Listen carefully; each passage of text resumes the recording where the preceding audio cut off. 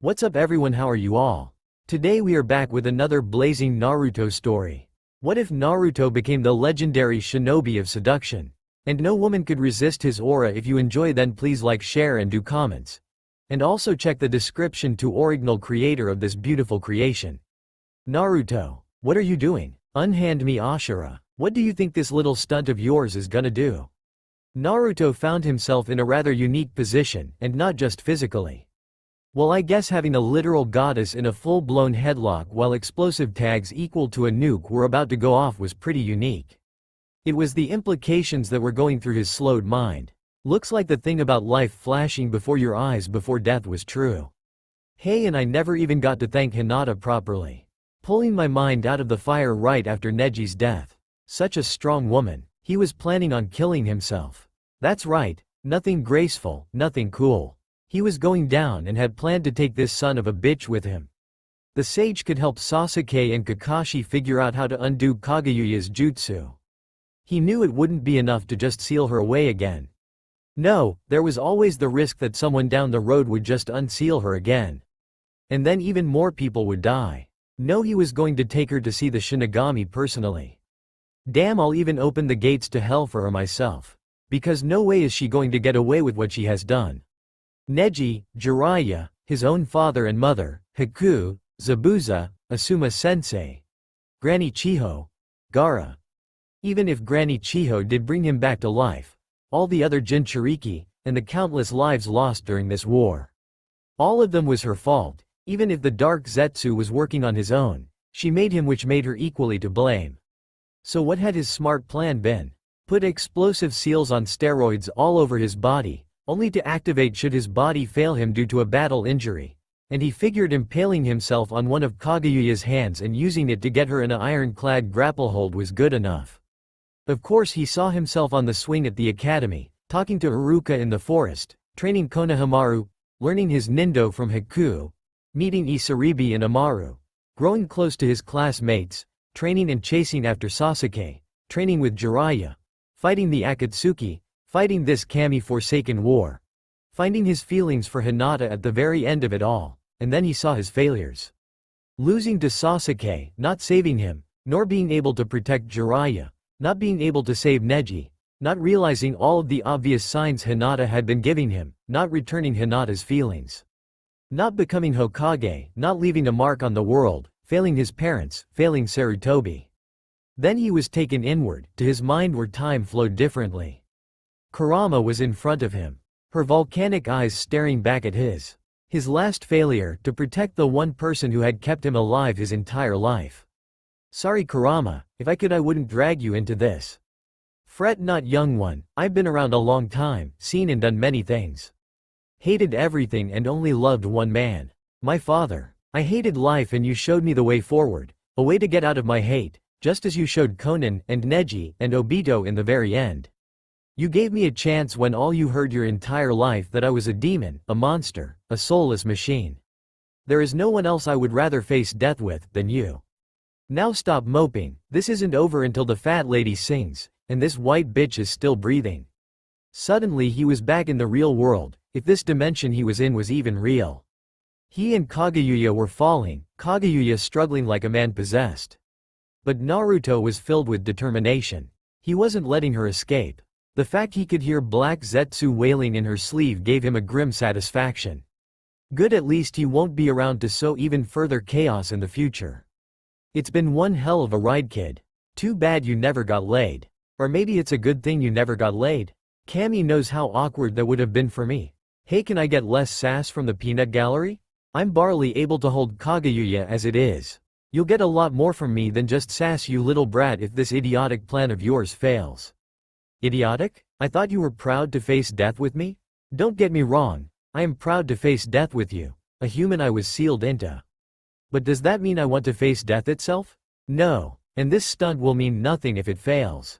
Speaking of which, how long is the timer on that thing? It's been activated for 3 minutes? Long enough for me to stop it should it activate prematurely, short enough so no one else can. Besides, I can auto-activate the explosive part whenever I want to, but I'm waiting for something. And that would be? And that something came in the form of Sasuke and Kakashi fusing their Susanoo bodies to make a sturdy shield, one hopefully enough to withstand the blast that they would never have been able to outrun. It took the form of an old-fashioned samurai wearing a demon mask and kabuto helmet, as well as the formal battle armor that Edo period samurai would have worn. Its coloring was a lot more interesting, having taken its base color from Kakashi's blue Susanoo and purple swirls all over it from Sasuke's. How Naruto wished he could have warned his team about his plan, but then they may have stopped him. And he didn't think he'd be able to acquire the courage to go through with this inane plan a second time. And he would have felt really bad if he took them out in an explosion meant for two. But in his mind it had to be done. Simply sealing Kageyuya away was not an option. After all, he and Sasuke had been the latest that Ashura and Endra's reincarnations had clung to, but who's to say they, or their chakra would still be around 200 years from now. Or however long it would take some idiot to unseal Kageyuya and undo all the work that the elemental nation had done to bring peace. Hell, who's to say the elemental nations would be prepared 200 years from now? Or that, if by some chance Ashura and Endra had stayed around to find new hosts outside their normal bloodline, who's to say that the new hopes they clung to would be up for the task? That and a million other likewise thoughts was what turned Naruto down the path of self-sacrifice. And if I'm gonna die, might as well make it nuclear, had been his thoughts at the time. Even now that his explosives were about to go off, he was wishing he had found more ways to make his explosive seals stronger, even after having gone through every source that he could think of to make them as strong as possible. They had originally been meant for Madara, but here's to hoping. He clenched his eyes tight and felt his stomach rip open and an agonizing pain and burning sensation from his abdomen before things went dark. The last sounds he heard were the sobbing of Sakura and the wailings of Kageyuya. Sasuke stared in disbelief, as he, Kakashi and Sakura were all but dumped into the real world, the Susanoo of him and Kakashi dispelling itself. What had the Dobi done? He sacrificed himself, killed Kageyuya. Something even the sage hadn't thought possible. But it had happened. He watched Kageyuya's body be enveloped in the explosion, seen her body torn to shreds, along with Naruto's. Watched their chakras disperse as it left their bodies, all in slow motion as they were forcibly removed from wherever the hell they had been taken. And now he was gone. No more loud, boisterous idiot, with the goofy smile, determined eyes. No more rival. Nowhere to be seen, but the effects were immediate. The tree, the great beginning of all chakra, was withering as its main source of power was vanquished. Those who had been wrapped up were being unwrapped by themselves, the occupants coming to their senses. To his right he saw the ghost of Hagoromo looking rather shocked, the four reanimated Hokage around him. Oh god, now I have to tell the Dobi's father that he's dead. That thought for some reason unnerved Sasuke. But his thoughts were cut off from the cries of Sakura. And what of myself? My plan after this had been to kill the Dobi myself, then the village, become the ultimate villain, channel everyone's hate towards me so that they couldn't direct it to others. He grimaced at that thought, the faces of Itachi and Naruto coming to the forefront of his mind. But I guess I can't, that would be a direct insult to them. Itachi loved the hidden leaf, so did Naruto, they both died for it. Could I really bring myself to spit on their image like that? It was then that he realized that Hagoromo was talking to him, looking rather confused. Well, hey boy, are you listening to me? What? I said, what happened? I can't sense Mother's chakra, nor Naruto's for that matter. It's rather alarming. Did you two manage to complete the sealing jutsu? Then Minato just had to speak up. Yes, what did happen to my son? How was he supposed to tell this man that his own son had blown himself up? The only time this had happened to Sasuke was when Deidara had tried that suicide jutsu, and even then Sasuke hadn't had an emotional attachment to the maniac. Small beads of sweat started forming across his brow. He was baffled. Sasuke had stared down freaking Madara Uchiha himself and not flinched, but now he found trouble forming basic words. Fortunately he was saved by Kakashi. Minato-sensei, Hagoromo-sama, Naruto, blew himself up along with Kageyuya. 1 minute we were going along with a plan, and things were going well, relatively speaking. Kageyuya dodged left as Indara's fist full of black lightning shot past her. She ducked as one of Ashura's many clones flew over her head, and stepped back as the pink-haired child tried punching her in a frontal assault. It wouldn't work of course, though she had a good grasp of taijutsu. She was nowhere near fast enough to actually hit her. More than likely a distraction, she smirked and disappeared as Kakashi suddenly appeared above her, Indara rushing her right side and Ashura her left, their palms outstretched in Hagoromo's horrendous sealing technique. She laughed when they collided with her. Her last child, Zetsu, also laughing. "Mother," he called out, "why don't you stop playing with them? We have more work to do." She always forgot how persistent her children could be. "I have been asleep for Kami knows how long," she replied calmly. "This is to test how far I have rusted. These are the best this world has to offer in terms of fighting strength, and I mean to see how far the world has developed without my guidance." "Now shush, child." The foolish children seemed to be trying again. Much like the last time, she avoided their petty attempts at harm, dodging left and right, flying up and down, batting flies aside without a second thought. This was easy, Kageyuya grinned. Almost too easy, and these fools are their world's best hope? Probably their biggest failures. Then she saw Ashura's clones rushing her. Shed, deal with this group and end this petty charade. Backwards kick. Poof. 4 left. 2 jabs. Poof, poof. 2 left. Bone senbon. Poof. 1 more. A straight jab. Kageyuya's face turned from cold to triumph as her straight jab impaled the real Ashura through his right shoulder, his scream of pain turning to one of desperation and triumph as the moment she did this, blue and green seals all over the boy lit up and he grabbed her by the wrist and got her in a flying triangle hold, squeezing the hell out of her throat with his thighs as hard as he could, screaming to his now horrified teammates, "Kakashi, Sasuke, protect yourselves, I am about to blow." The context of his meaning quickly being understood by Kageyuya. "What? Ashura plans to blow me up? Then he had more clones propel himself and Kageyuya away from us. Sasuke and I had barely managed to combine our Susanoo technique when the seals went, and well, next thing we know we were here. Honestly, Hagoromo-sama, I thought you brought us home." Hagoromo's now remorseful face turned away, a spectral tear falling down his cheek. "Damn it, Naruto, you were supposed to seal her alive." He sighed deeply, his shoulders sagging. "I see, what Naruto's done today will have more than likely saved many lives, and many more in the future. However, I gave you my sealing technique to prevent this outcome. I guess it was inevitable." "Minato." He turned towards the now distraught-looking undead Hokage. "You should go see to your boy. I am truly sorry this had to happen." He waved his hand and Minato wordlessly crumbled to dust. "The rest of you, we have a lot of work to do too, undoing my mother's work. If memory recalls, there is a technique one can use to unbind those held in the tree's roots. It has been some time when I thought about that jutsu. Which ones haven't opened yet anyways? Let's see you there, Sarutobi-san." Naruto's eyes opened to a vast whiteness around him. The only color he could see was the stark orange that was Kurama and her fur behind him, and the lavender color of Kageyuya's slumped form to his right. He grinned. "So I guess my asinine plan worked out after all, Kurama." Kurama chuckled. "I guess so, Kit. So tell me, Kageyuya, what's going through that mind of yours?" In a voice much softer than Naruto was expecting, her response was, "I lost to a human and a demon. I must say the experience is quite educating." She grimaced as she said the last word. "I thought myself all-powerful, God. But to be felled by a boy minutes before adulthood and a construct of my own chakra. Maybe Hagoromo was right after all. Are those tears I see, Kageyuya? They were my children, and in my own vanity for power I threw their love for me away. Tossed it aside and made them hate me. But it had to be done. I thought the only way to secure peace for all was by fear." By now Naruto realized Kageyuya's words were directed more towards herself than to him or Kurama. "But a boy managed to secure peace, to a lot more people than I ever did." "How though? Mutual hatred towards one thing? A necessity for safety? Naruto cut her off by saying, "It can look like that, but I don't think so. I just made everyone realize that at the end of the day, we're all human. We bleed the same, die the same. And for the most part want to just live our lives to the fullest, and enjoy the company we find ourselves in."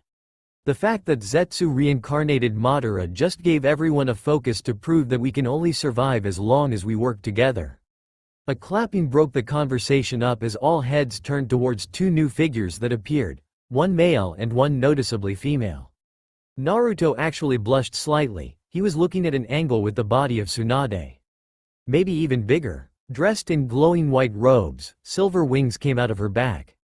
Light blonde hair visible at the outskirts of a hood that covered a soft-looking face.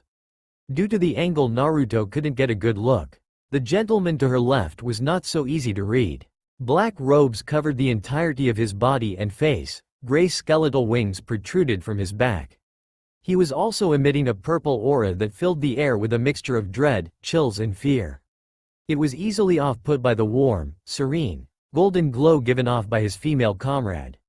Then he spoke up in a sort of gruff voice, "Well, other than staring at my sister, you could not have said that any better, Naruto." Naruto opened his mouth to say something, probably a smartass remark, but a quick swat from one of Kurama's claws stopped him. "Don't even think about it, kid, these are two beings you do not want to mess with." The female chuckled in a soft manner. "Oh Kurama, it is quiet, all right, the boy is a hero. He stopped the legendary Kageyuya after all. I think he's earned the right to make a quip at my brother and me." The brother spoke up, "You're right, he does. However, he did not have the right to go and kill Kageyuya and by extension himself." Three heads turned towards him in confusion. "Oh brother, we talked about this, we couldn't control his actions, nor could we predict them. He doesn't deserve to be punished." "No sister dear, you talked, I listened and did not agree to a damn thing. I'm sorry, but what the hell is going on? What do you mean I had no right to kill her? At the time, if memories serve, she was trying to kill me. Which is why you were supposed to follow through with Kakashi's plan and seal her away again. You would have lived and helped the elemental nations through its next crisis and the crisis after that and the one after that." The brother was a little more agitated now. The dread in the air grew noticeable thicker. Wait, what? Sorry, I'm having a little trouble understanding all of this. What do you mean the next crisis? The sister spoke up now. "My brother and I have set certain events in motion, so that things happen. One of them was sealing away Kageyuya. This in turn would lead others to invent a new version of the Edo Tensei." The brother cut her off, grumbling, "That damn jutsu has caused so many problems for hell. Like I was saying, it would lead others to invent a new Edo Tensei to bring Madara back, who would again try to implant the infinite Tsukuyomi, that would in turn make Kakashi use the 8 trigram sealing technique, sealing Madara and himself, and then die, giving way for you to finally step up as Hokage. You would give birth to beautiful children with Hinata, and you would, as Sarutobi said, pass the will of fire onto the next generation, so they could be the downfall of Kageyuya's siblings, who would take you and try and reincarnate her.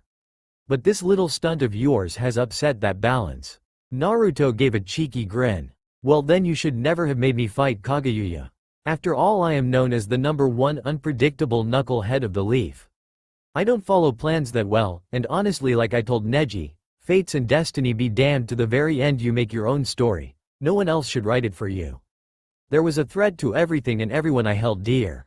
And I have no way of knowing what's gonna happen in the future, but I'll be damned if I shove a problem on the new generation if I can take care of it now." The sister laughed gently. "And you held your beliefs to the very end, Naruto Uzumaki Namikaze. That is commendable to say the least. Not many humans have the strength of will to hold on so tightly as you have." Shinigami snorted, "Yeah, because that didn't screw us over in the end." Kurama decided then was the best time to speak up. "Shinigami-sama, Kami-sama, if I may, if you were manipulating events like you say, how did one simple human mess with your plan?" It was the Shinigami who answered, "Unlike what most mortals believe, neither I nor my sister are omnipotent. Neither of us are all-powerful. She has the power to create, I have the power to destroy. We are not perfect. Look at your great ninja wars, for instance. Those were not supposed to happen. Too many souls flooding heaven and hell at once. Too much trouble. Anyone of sufficient willpower and determination can go against us. For the most part, we don't meddle in the lives of humans. Just a touch here or there so that certain things happen." Needless to say, that caused several moments of silence amongst Kageyuya, Kurama and Naruto as they each mulled over the new information.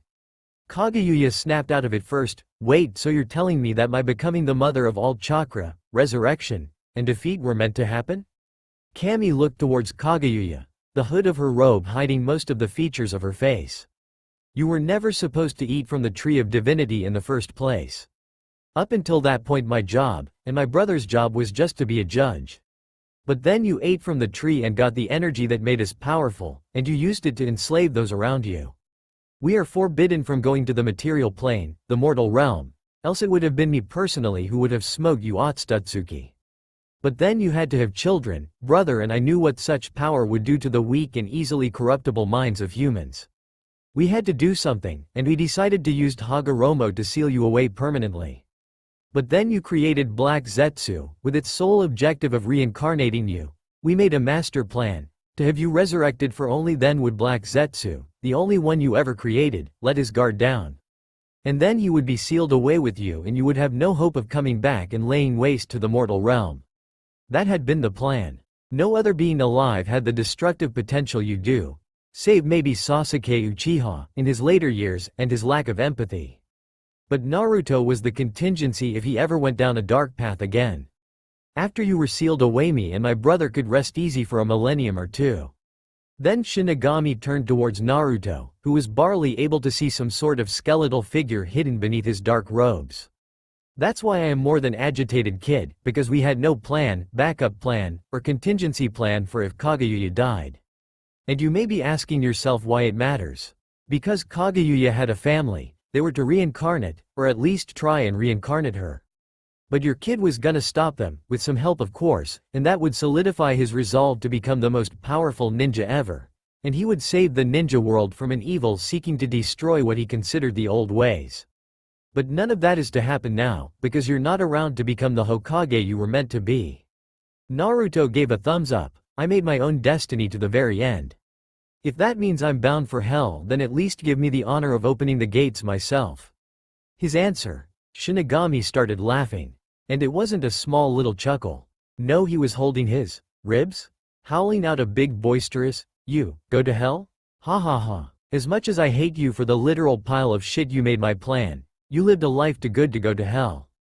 But I'll be damned if I let you go to heaven for the mess you've made. No, I have a much better idea. You're going to live, you fool, live and fix your mistakes." The only thing Naruto could say was, "Wah," before he was enveloped by a bright light, and then when the light went away, so too was Naruto, gone. Not a trace that he'd been standing there. Kageyuya also noticed that when he went, Kurama disappeared as well, leaving only her alone with Kami and Shinigami.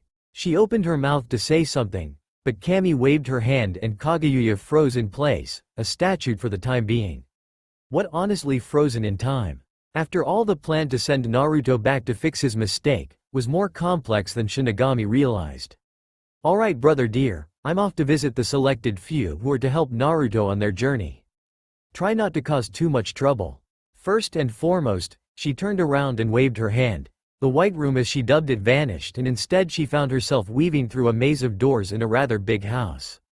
She heard laughing coming from one room. Smiling to herself, she quietly opened the door, and in front of her was what looked to be a small study, a orange fire flickering in the corner as Neji Hyuga was talking to an older couple. "It was fun, Mom, hearing about you and Dad. 1. How the two of you met." The older lady, small compared to the man sitting next to her, but with strong brown eyes, laughed. "Oh son, your father was the epitome of pride and masculinity before he met me. It took a while, but I think I managed to make a decent man out of him." Her older companion had an aghast look on his face. "I will have you know I was man enough before you found me, dear. Now son, please do tell me about Naruto. The last time I saw him whilst I was alive, he was still in the academy screaming dreams of becoming the Hokage of all things. Has he really grown so much that you would?" Then his eyes flicked over to Kami's quiet form, who was listening in. He stood up abruptly and bowed. "Ah, Kami-sama, my apologies for not noticing your entrance. How can we help you? It is not you nor your wife I wish to speak with, Hizashi-san. It is Neji I want to talk to, if you don't mind me taking some of your time, of course." Shinigami was quietly sitting on his throne. Sending the boy back in time is dangerous. Wouldn't want to upset the others. 2. But this is the only way for sister and I not to have to deal with a mountain of paperwork and an endless amount of souls at once. Though should it really be so easy for him? I mean, with his knowledge of future events, and plans of his enemies, stopping Kageyuya from being resurrected should be a piece of cake for him. But he did piss me off with that stunt of his. Maybe throw some unexpected challenges his way? Shouosh asterisk, my lord, you rang for me? A small little man bat had appeared in front of Shinigami, his favored guardians of hell. It was damn near impossible to get the jump on them. Everyone made sounds however small after all. And this one was the captain appointed by Shinigami himself for eons of loyal servitude and a rational thinking head.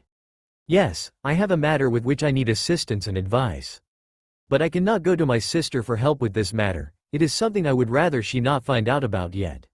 So I go to you to ask your opinion on the matter, as I have in the past. The man-bat nodded his head and bowed, one knee on the ground, his head held low. My lord, it would be my pleasure. Tell me what bothers you and I will do everything in my ability to help. It was well known amongst Shinigami's demons, and Kami's heavenly tenants that Kami and Shinigami planned out everything. What those plans pertain was a different subject altogether. A human has recently messed up a big plan that Kami and I painstakingly laid out.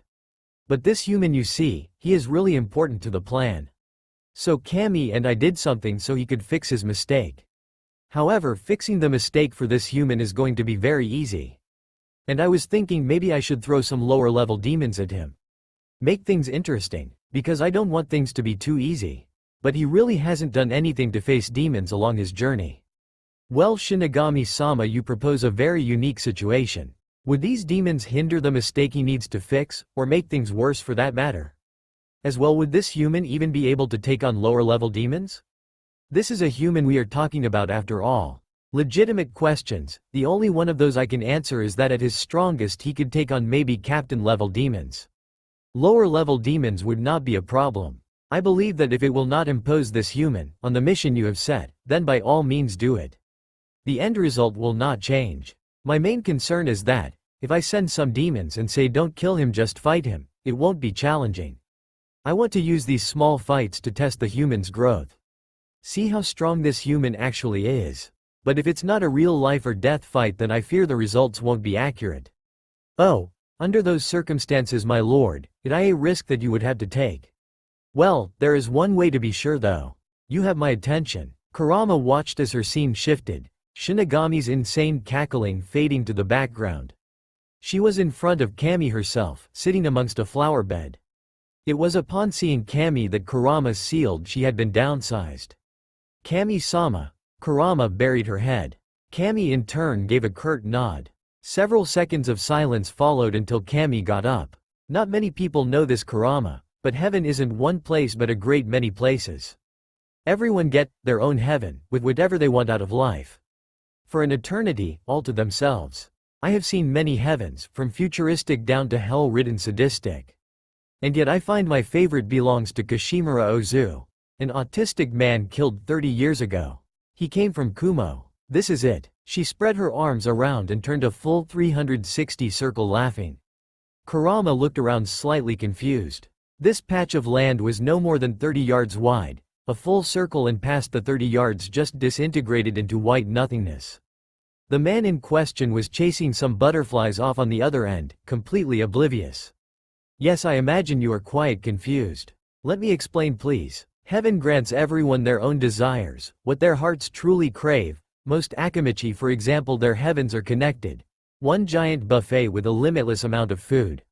Neji Hyuga's heaven was his old home he lived in with his mother and father. This man could literally ask for anything in the world. But he just wants to chase wildlife, and he's happy for an eternity. With the fragrance of flowers to fill his nose.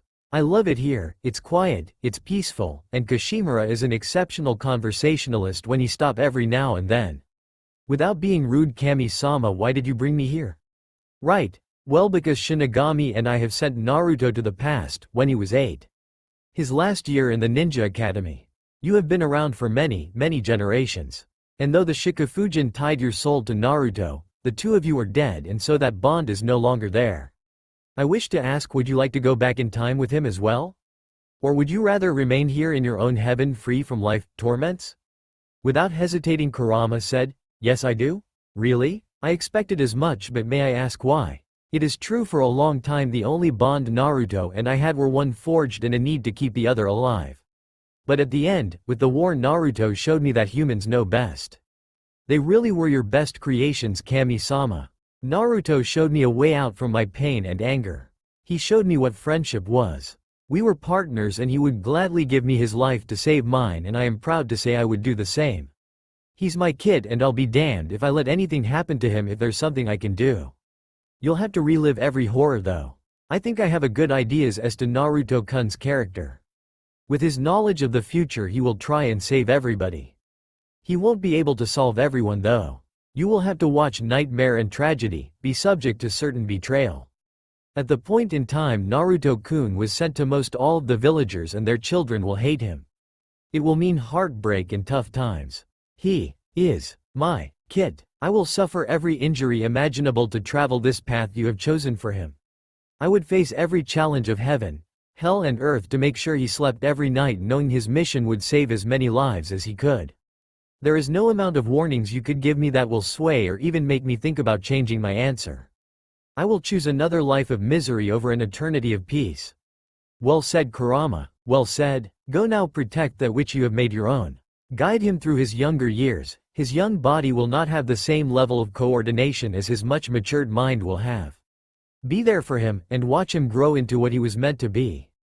A guardian of his people. A shepherd for his flock. The same white light enveloped Kurama as Kami for the first time gave a loud sincere laugh.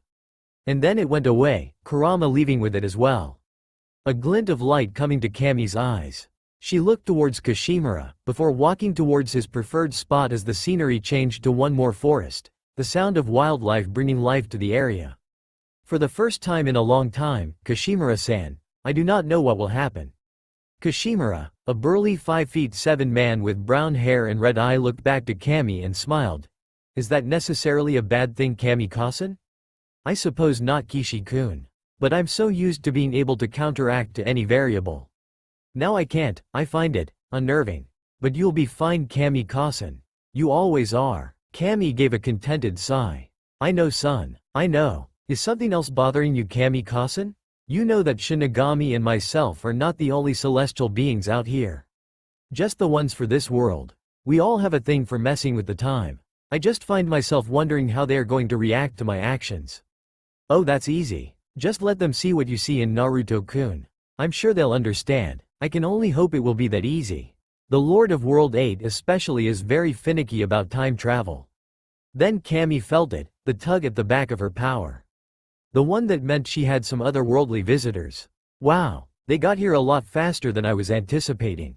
Better go get my brother and I am already here, sister. How did things go with Kurama? As well as can be expected, brother. Now shall we go entertain our guest and hope for there won't be trouble? Free. Naruto opened his eyes as his alarm clock started blaring its symphony. Behind closed eyes he sighed and turned off the alarm. Yesterday had been hell. 3 separate mobs was the meal of the day and avoiding 50+ people had been exhausting, especially since most of them knew where he lived. It had been 4 a.m. before they finally gave up and went home. He held little regard for the academy which started tomorrow, September 5th, but they did help his survival skills sharpen enough to where he could get away from most mobs, unless a ninja was amongst them. That didn't happen too often though. Most ninjas steered clear of the mobs, since one got banished after helping one attack the young blonde.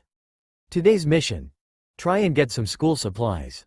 If he left early enough, the store owners would be too tired to realize who he was. A quick henge to get rid of his whiskers and he should be good. He went into the poorly kept bathroom and took a cold shower, having used what warm water he was allotted at the beginning of summer. 20 minutes later, he walked out and started brushing his teeth with his worn-out toothbrush. 2 minutes later Naruto leaned over and spat out the mix of water, saliva and paster into the sink. Looking up at his reflection Naruto screamed, "What the fuck?" Turning around Naruto was looking at himself? Only older, like much older. He was 11 at the moment but what was staring back at him looked almost 17. But it was strange, he could see through this thing staring back. "Okay, who the hell are you?" In a voice that sounded deeper than his own it responded, "I'm you, but I don't know what I'm doing here."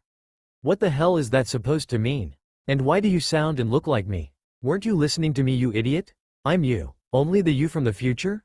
I think? Oi Kami, Shinigami, what's going on?" Naruto had no idea what was going on. First this thing came into his house, pretended to be himself from the future. "Yeah right, what are you doing in my house? I think I can explain." Naruto nearly fainted when some talking skeleton appeared out of nowhere. "Who the hell are you supposed to be?" Shinigami-sama, what is going on? Give me one moment, I wanted to do this while younger you was asleep but it makes no difference. Naruto, this is gonna feel weird but go along with me. Shinigami snapped his skeletal hand and the ghost Naruto started to shrink until he was a glowing sphere no bigger than an apple. Shinigami took the glowing orb and reached out towards the younger Naruto. Alright, this is gonna sound weird but I need you to eat this. Naruto just stared at the Shinigami like he was stupid. Are you serious? You seriously expect me to eat that? No way. Look kid, I don't have all day. You want answers, then eat this, it will give you all of the answers you want. Naruto still stubbornly refused to eat, so Shinigami sighed and snapped his fingers. An image of a sleeping Hinata in her room appeared in the air. A figure he couldn't make out holding a knife near her throat. I was hoping I wouldn't have to do this, you know. It'll just make things difficult. Now I will say it again. Eat it, Hinata. She can't hear you, boy. Now one more time, eat. Naruto glared at Shinigami, before taking the surprisingly warm orb.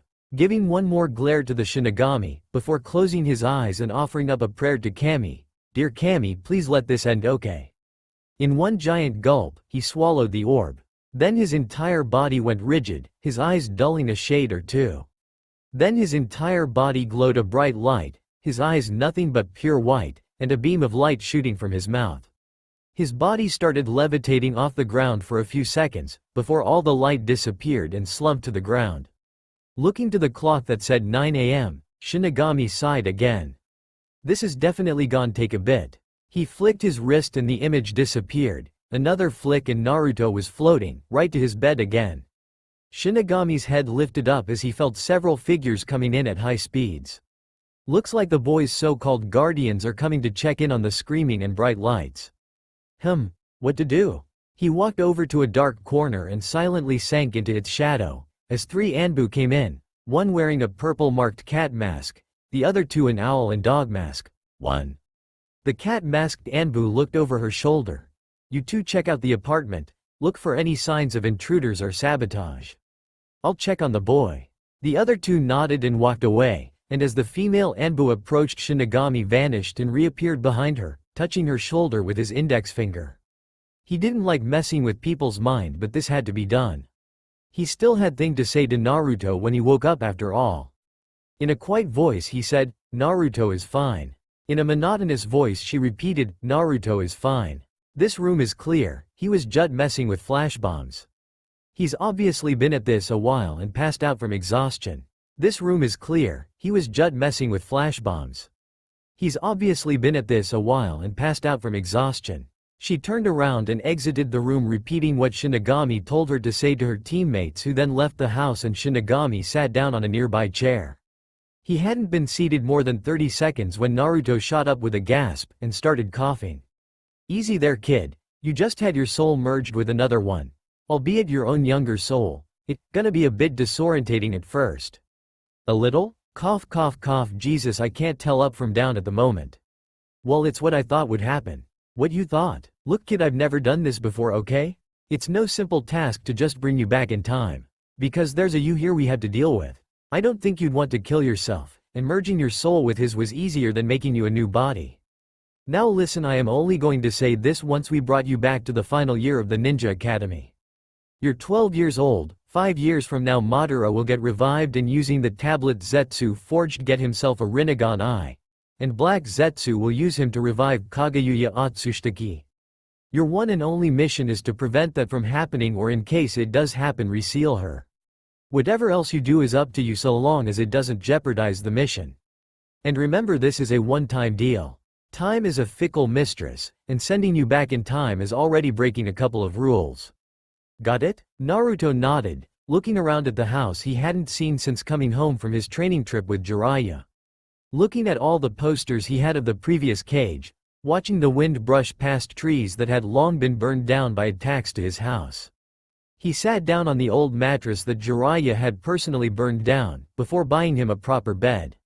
His old jumpsuit that had all different marks and stains that no amount of washing or sewing and stitching would make leave.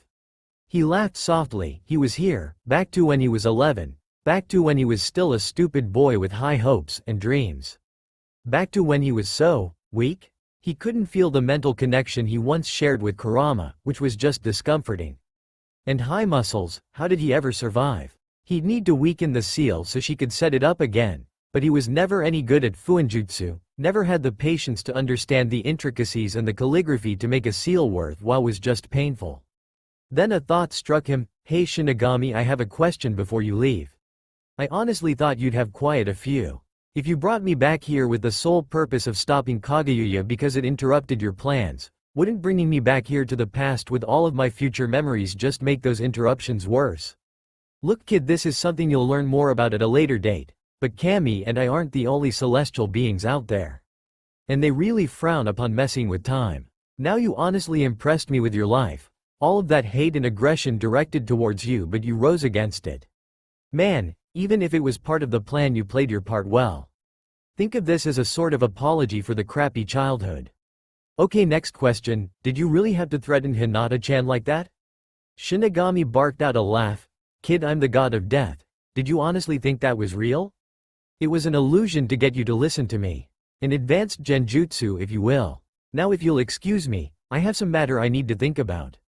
And just like that, in the blink of his eye, Shinigami was gone, leaving Naruto alone. Naruto laid back in the bed, only rolling over to check the calendar he always kept by his bed. September 4th, huh? If memory serves, then the academy starts tomorrow, and this younger body of mine, it feels so weak and fragile, and ah hell, my chakra control is probably still crappy, not mention years of hand-eye coordination and muscle memory are gone. Just to test his little theory, Naruto rummaged around for rather rusty and damaged kunai. Did I really keep such shitty maintenance on my equipment? Gonna have to fix that before tomorrow. Anyways. He looked to the far wall of his room. Naruto aimed for a cockroach crawling along it. Now in his time, from this distance, Naruto could literally make this shot with his eyes closed. He threw and missed by a complete 2 feet. Ah shit, now I remember, I was more into physical fitness and shit than actual training. Sighing, he crawled out of the bed and looked at himself in the mirror. Man, he was scrawny. How often did I eat something other than ramen? Kami, damn, I know the village back then. Well, now I guess, had it out for me, but I really didn't do myself any favors, did I?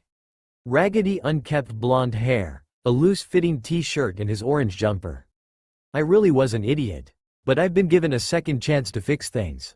But how am I gonna get the things I need to fix this? His first thought had been just go around town under a hinge, but most shops that had what he needed were either run by, or hired retired ninjas specifically to spot that kind of trick, and his control was too shoddy to try that anyways. Try and be sneaky and steal what he needed. No, he'd run into the same problem, retired or partly active ninja. Think Naruto, at one point the entire shinobi world rested on your ability to make decisions. I got an idea, now where does he live? Knock, knock, knock. Iruka was surprised to hear someone knocking on his door at 10 in the morning. He usually didn't have visitors at this time of day, unless it was some other teacher who needed help. But the teachers of the academy were scheduled to go the mandatory meeting at 12, which was when they usually asked around for help. He was even more surprised to find Naruto was the one doing the knocking. Naruto? I'm surprised to see you up so early in the morning, and here especially? Is something wrong? Iruka had nothing against Naruto except for the fact that he could be a great student but chose not to. Jinchuriki or no, he always held Naruto equal to his other students. And he would eventually be willing to sacrifice his life for Naruto. He's the only who would even consider helping me. Naruto was looking at the ground lost in thought, until Iruka flicked him on the forehead. Yo Naruto, is there a reason you're here, or are you running away from another prank you pulled? Naruto was quick to shake his head. No Iruka-sensei, I just came to tell you something and ask a request of you. Naruto didn't hold a lot of respect for many people, but those he did respect were held in the highest esteem. And Iruka Amino was tied for Jiraiya at the very top. He bowed low and almost shouted, I'm sorry. Iruka's surprise only doubled as he did this. I'm sorry? You haven't done anything, Naruto. Have you? A wary eye was trained on the young would-be shinobi. Still bowing, Naruto said, I've been a terrible student. For this man, and everything he had done for him, Naruto kid, and would drop his pride. I've skipped your lectures and pulled numerous amounts of pranks on you, even though you were always one of the few people who treated me with care and equality. And I'm sorry. His surprise, and eyebrows for that matter, had reached its peak. I mean, I'm grateful, Naruto, for the apology, but where is all of this coming from? This is out of character for you. I realized that Iruka-sensei, but I learned over the summer some hard life facts, and I don't know, I want to succeed. I want to become Hokage, and I realized that I won't be able to accomplish that goal unless I get out of the academy and become a ninja. And the other instructors are going to try like hell to make sure that doesn't happen. Hell, most of the village is gonna try like hell to prevent that from happening. Iruka knew all too well how the villagers treated Naruto, and even though he would never forgive himself for it, he used to be part of that crowd too. And Naruto knew it, and yet still found it in his heart to forgive him. It almost brought tear to his eyes, but he fought them back and said, "Apology accepted, Naruto. Now what was this request of yours?" Naruto handed Iruka an envelope, to which a confused look was his response. "The Hokage gives me a monthly allowance, and this month's got brought in early so I could buy supplies for school. However, most shops overprice me for anything worthwhile, and normally what I can afford is worn, used or rotting. I was wondering if..." Naruto looked away for a brief moment before taking a deep breath. "Would you got out and buy the things I need for this year?" He bowed again. "Oh, well, that is rather well thought of him to ask me. But I had to be at the school by 12 for the meeting." Several seconds of silence. Naruto, a nervous and jittery wreck. "Fine, Naruto, I will do this for you. However, I need you to understand it's gonna take a while, plus all of the teachers have to meet at the academy at 12 to go over the curriculum for this year. It's going to be a while until I can get back to you with all of the supplies, understand?" Naruto grinned from ear to ear. "Thanks, Iruka-sensei. Where do you want to meet?" Iruka smiled. "How about Ichiraku's around 3? Naruto nodded before dashing off, the first real smile Iruka had ever truly seen him wear. What am I going to do with that unpredictable ball of energy? He looked towards the envelope in his hands. Well, first I'm going to buy him some proper clothes and then burn that orange jumpsuit of his to the ground. Then burn the ashes for good measure. Then he needs proper textbooks and actual ninja gear, not that second-rate crap he has. This is gonna be more work than I thought." Naruto was happily sitting at his favorite place even then, atop the 4th Hokage's head. 10 minutes ago he was talking to Iruka nervous as hell, now he was actually happy. It was early enough that he was able to easily ignore the numerous amounts of glares and whispers of the villagers behind his back. His smile dropped ever so slightly. That was one thing he missed. It wouldn't be for another 4 years at least when he stopped Pain's invasion that this village and its inhabitants would truly see Naruto as a human, let alone a hero. Oh man, I have a lot of work ahead of me, that's for sure. What should be the first thing? Naruto, who had taken a reclining position on his back, suddenly rolled to his right as 3 kunai struck the ground with a heavy thud. What the? An assassination attempt already? Come on, I haven't been back for more than a day. Naruto got up fast, taking out his best kunai, which was really only barely usable, and got in a defensive position, glaring at the woodwork behind him. "Alright, whoever you are, show yourself and fight me like a man. Oh, trust me, Naruto, if we fought right now, no amount of dirty tricks would let you win." From the trees came the familiar visage of a smirking Hyuga. "Nay, Neji? What the hell are you doing here? And why the hell did you attack me? What's the big idea, huh? And what do you mean dirty tricks? Come now, Naruto, have you already forgotten the Chunin exams?" Naruto's arms hung limply at his sides, as he stared at the Hyuga in front of him. "Wait, you came back too?" "Yeah, Kami wanted to make sure you had some backup for this plan of hers to work. I hope your coming back here was a bit easier than mine. Man, was I egotistical. I wanted to fight me just to prove I was better. It was weird as hell. Yeah, well, Shinigami had younger me under an advanced genjutsu, made me believe that if he didn't eat my soul thingy, whatever the hell it was, he'd hurt Hinata. But it went about how you'd expect it to go." Neji chuckled as he stood beside Naruto, looking out over Konoha. "And for the record, the first thing you should is start a very damaging training regimen. Because had I been trying to kill you, you wouldn't have been able to do anything." Naruto glanced over to Neji before laying on the ground like he had been. "Speaking of, how did you find me?" "Well, I checked your old apartment. Man, was that place a dump, then Ichiraku's. You weren't at any of those places, so my next stop was here. You told Hinata once that this was your favorite spot in the entire village. And I must say this is probably the smartest decision you've made, it has a nice view." "Hey," Naruto feigned indignation, "I'll have you know I am full of smart decisions." Neji snorted. Like that jumpsuit perhaps? Okay. Look, it was fashionable and affordable, thank you very much. Fashionable on what? A cow? You know what, I don't have to answer you. Naruto huffed and looked in the other direction, but a small smile played on his lips. It was fun having someone he could have this kind of banter with. Taking a peek at Neji, the content look on his face said very much the same thing. So how are things at the compound? Neji sighed. I had almost forgotten what it was like to be a side branch member of the Hyuga family.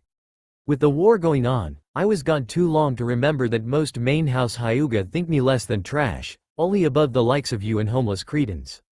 He pointed to his bare forehead. This seal had me caged for so long, and it's imprisoned the minds of my entire clan. I was brought back to help Lady Hinata be rid of this seal. To free my clan. It is weird, at this point in time, Hinata loves me, because we're family, but is hesitant to get near me. I was truly a fool. Neji joined Naruto on the ground, traditional style on his knees. Hey now, you know things will get better. Neji's hands tightened on the pants he wore as he barely was able to say, only after I nearly kill her in the Chunin preliminaries. He shook his head as he tried to get the shocked and betrayed look of Hinata out of his mind. I have an uphill battle ahead of me, and I think yours is steeper than mine. At least most of the clan elders think me a genius. Funny if you think about it, some of the brightest minds they are, with eyes that let them see all. Yet you were the only one who saw how much of a fool I was. Yeah, I was, wasn't I? So what do we do now? Neji's eyes narrowed in concentration. Well, if memory serves, the toughest thing my team and I have to do is some B-rank mission near the border of Iwa. You need to focus on getting through the academy with your head intact. Yeah, like that's going to be easy. Half of the village and almost the entirety of the civilian council is going to take every opportunity to get me kicked out of the academy before I graduate. Why couldn't Kami have sent me to the day before I graduate? Neji smirked.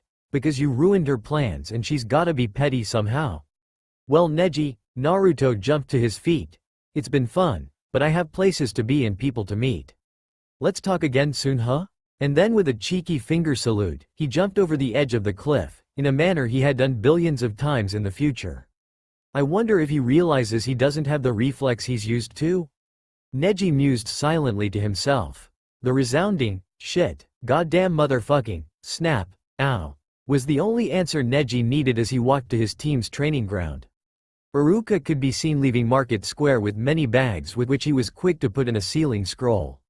Man, outfitting a kid for his final year at Konoha's Ninja Academy can actually be a lot more troubling than one would think. I mean Kami. No wonder Naruto was always struggling. This cost a lot even for me.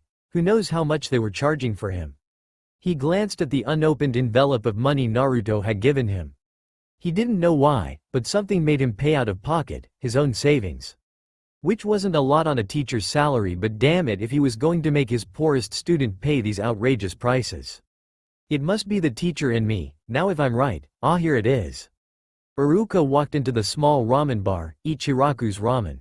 He didn't know much about the shop, nor anything about the owner and his daughter, save that they were one of the few people that saw Naruto as the small child he was and not for the demon he contained. A little birdie did tweet that this was one of Naruto's favorite hangouts. Looks like he was early, he'd grab a booth and wait. The young waitress soon came over to get his order.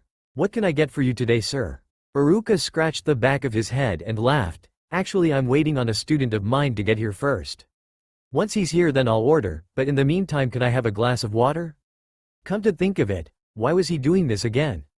He treated Naruto fairly, yeah, but why the soft spot? Maybe it was because he saw a lot of himself in the young blonde. Or at least how he used to be. Shaking his head, Iruka grabbed at a small glass and took a few swallows. Actually, what did he really know about Naruto? He's 11, his birthday is October 10th, he's hyperactive, has insane stamina and likes ramen. Compared to the rest of my class, one don't really know anything about him. I mean, he works so hard too. If only he had the patience to accept a little guidance, then he'd be a formidable opponent. But he's headstrong, to reckless, to stubborn.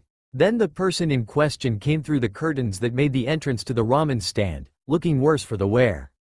Standing up quick, Iruka walked over to him. Naruto, are you okay? You look like you fell 100 feet down a mountain. Naruto's looked towards Iruka, slightly surprised to see him there. That's an accurate description. I was doing some training atop the fourth's head and took a tumble down. Hee hee, it's not as bad it looks. My healing factor is already taking care of the broken ribs. Oh my god Naruto, what happened? Ayame came rushing over to check the young blonde's injury, a worried expression dawning her face. Did someone hurt you again? Because I swear to God they will meet the business end of my frying pan. It was at this point that rumors of a waitress with near Junin level skills with cutlery surfaced into Iruka's head. I'm fine Ayame nay. I was training and took a bad fall. No one did this to me but myself. I'll be fine once I have a couple of hot miso ramen in my belly and I hope you don't mind paying Iruka-sensei. I gave you all of my money. Iruka laughed and tossed Naruto the unopened envelope. Actually Naruto, I think you're going to be paying today. Seeing the quickly coming look of sadness, Iruka tossed Naruto the sealing scroll, hoping to teach the boy something. Naruto, catching the scroll, knew immediately what it was and almost gave that information away before shutting his mouth with an audible clack. Can't seem too smart or Iruka's going to be curious, and I don't think I can lie convincingly enough to him. What's this Iruka-sensei? Iruka immediately went into teacher mode, closing his eyes and point a finger to the sky. This, Naruto, is a sealing scroll. The basics of it is that it make transportation of goods easy by eeling them into a different dimension, and then using a burst of chakra you can unseal the item, or items in this case. It makes carrying a lot of things at once easy, as once sealed they don't add any weight to the scroll they were sealed in. I ended up paying for everything in there with my own money, so I guess you can pay for lunch, huh? Naruto gave a deep bow and said, "Thank you Iruka-sensei, I'd be glad to eye for lunch." People were starting to notice and stare, and Iruka gave a boisterous laugh and pulled Naruto into an empty booth. It's fine Naruto, we're not in school at the moment, please no need to be so formal. It took a while but I managed to get all of the things you would need for this year, including some proper clothing. So as soon you can get out of that jumpsuit. But Iruka-sensei. No buts Naruto, how do you plan to be a decent ninja if you can't even be stealthy? That bright orange is gonna give you away in seconds. I know it has sentimental value, but you need to start taking things seriously. Which means you need to look like you're taking this seriously. I also got you the proper textbooks for this year, so no slacking off, got it? Naruto smiled and nodded his head. Yes Iruka-sensei. No slacking off for me, though I don't know how I'm gonna curb my addiction to pulling pranks on people, hee. It was then Naruto felt the change in attitude, the shift in the looks on other customers' face, the way their normal looks of hatred differed ever so slightly. Then the memories hit him. It was September 4th, about to be the start of his last year in the Ninja Academy. Oh shit, I almost forgot what today was. If this keeps up I'm going to get old man Ichiraku, Ayame ne and Iruka-sensei caught in this mess. Shit. Iruka seemed to notice Naruto's smile go tighten ever so slightly. How his eyes started tracing a path throughout the stand, and looking behind him. Is everything alright Naruto? Huh? Oh yeah, everything's fine Iruka-sensei. I just remembered a place I have to be. A thing I gotta do, ya know? See you later, bye Ayame. And like that Naruto made a quick exit, making note of someone across the street following him. Ah shit, how long has he been tailing me? What Naruto didn't see was Iruka peek his head out of the curtains, holding an envelope. Alright, you can come out now, I know you're following me. Naruto had walked for at least half an hour, going through every back alley and shortcut he could remember, but his tail was smart and tenacious. He was obviously trained, so ninja at the very least. Naruto wouldn't be able to lose him, that's for sure, but a confrontation would not end well. Here's to hoping I can work this out peacefully. Who walked out was not who Naruto was expecting. It was one of the civilian students from his class, Chato Yamura, right? Last year of the academy he had to be expelled because of an anger issue. Was presumed dead or Mia after the sound invasion. What do you want Yamura? And why have you been following me? I came here to kick your ass Dobi. Oh really? That's tough talk for the kid who's rated third worst taijutsu combatant in our class. It was true. Hand-to-hand combat was not his specialty, he excelled at throwing weapons in mid-range combat, though he'd never beat Tenten in that field. And why do you want to kick my ass today Yamura? Because idiot, my dad's putting together a hunting party, and the thing they've chosen to hunt today is you. So me and some friends, at this signal 2 more students, they weren't from any ninja clan, that much Naruto could remember, appeared from behind him, a boy and a girl. are gonna toss you around for a bit and then give you to our parents like a trophy, you see. Oh, so eager to impress mommy and daddy, you failed to realize one very important fact. The girl scowled. And what, that doby? Naruto backflipped and put his back to a corner, pulling out 2 kunai and getting in a defensive position. You'll be busy carrying your injured away to take me anywhere. Yamura pulled out his own set of kunai and grinned. I don't think so, doby. Keep in mind, the only reason you can keep up with any of the shits from clans and their fighting style is because you have a lot of stamina. But no style, that's it, and you're even worse using throwing weapons. I think this won't take more than a few minutes. Even though Yamura was the obvious leader, it was the boy to his left, Naruto's right, that was the biggest threat. Small bits of his memories were coming back to him. Dan Lycan, civilian, ranked number 6 amongst male taijutsu users of his class. Agile and flexible, he would pose the most threat. Naruto wasn't worried about the other 2, who would almost certainly use kunai and shuriken to harass him.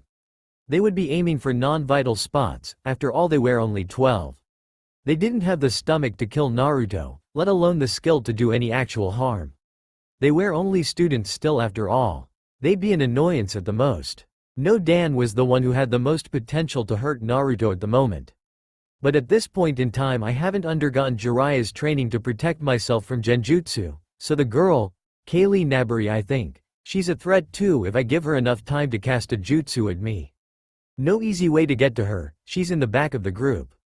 Yamura's got good aim, but should be easily able to avoid him and his weapons. Seriously, do I need to waste my time with this? Just as Naruto was getting ready to rocket forward to try and get a quick surprise attack, when from the end of the alleyway a voice shouted, "What the hell are you doing?" All 4 students jumped in the air, 3 spinning around to face a very pissed off looking Iruka, his face red with rage. Iruka-sense, what are you doing here? Yamura was starting to sweat bullets, as was Kaylee's and Dan's. Their eyes were darting back and forth from Naruto to Iruka. I asked for their help, Iruka-sensei. 4 astonished faces turned towards Naruto. I am sorry, what did you say, Naruto? It is no hidden fact that I am the dead laster, doby, of our class when it comes to academic skills and only slightly above the bottom when it comes to taijutsu, genjutsu, and ninjutsu. It's also widely known that among the civilian population of the class most of them hate me, an orphan, for being considered equal to the clan heirs, with which make up a good part of our class, where they are seen below them. If given the opportunity, most of them would love to beat me, or at least try to a bloody pulp. Iruka nodded his head sadly. While most of the clan heirs didn't consider themselves over their classmates, the fact they from a ninja clan, one of the bigger ones, gave them a considerable advantage with which the civilian part of the class always held a small bit of resentment, with the exception of Naruto, of course. His insane amount of chakra and stamina allowed him to keep up, for the most part, with the likes of Kiba and Sasuke. And what does that have to do with whatever is happening here, Naruto? Right, if given the chance they would happily beat me, so I thought I would give my colleagues that very chance, spar with me 1-on-3, basic sparring rules. Because in the real world that may very well be what I face someday. They get their chance to fight me, and because they don't like me they're going to try extra hard to beat me. In return I have to fight for my life to try and win. It's the closest thing to a real encounter I can come up with without actually fighting an enemy ninja. Iruka had to admit that the idea, while terrible as it relied on the goodwill of students who wanted to do bodily harm to him, had merit. But he couldn't allow this. Sorry, Naruto, but I will not allow this. You 3, he looked towards the now terrified students, go home. Because this was apparently Naruto's idea. I won't give you all detention, now leave. They were quick to run away, not looking behind them in the slightest, leaving Iruka alone with Naruto. Alright, Naruto, what was really going on? I told you, Iruka-sensei. No, Naruto, you lied so they wouldn't get in trouble. Now the truth out with it. Naruto sighed and looked towards the ground.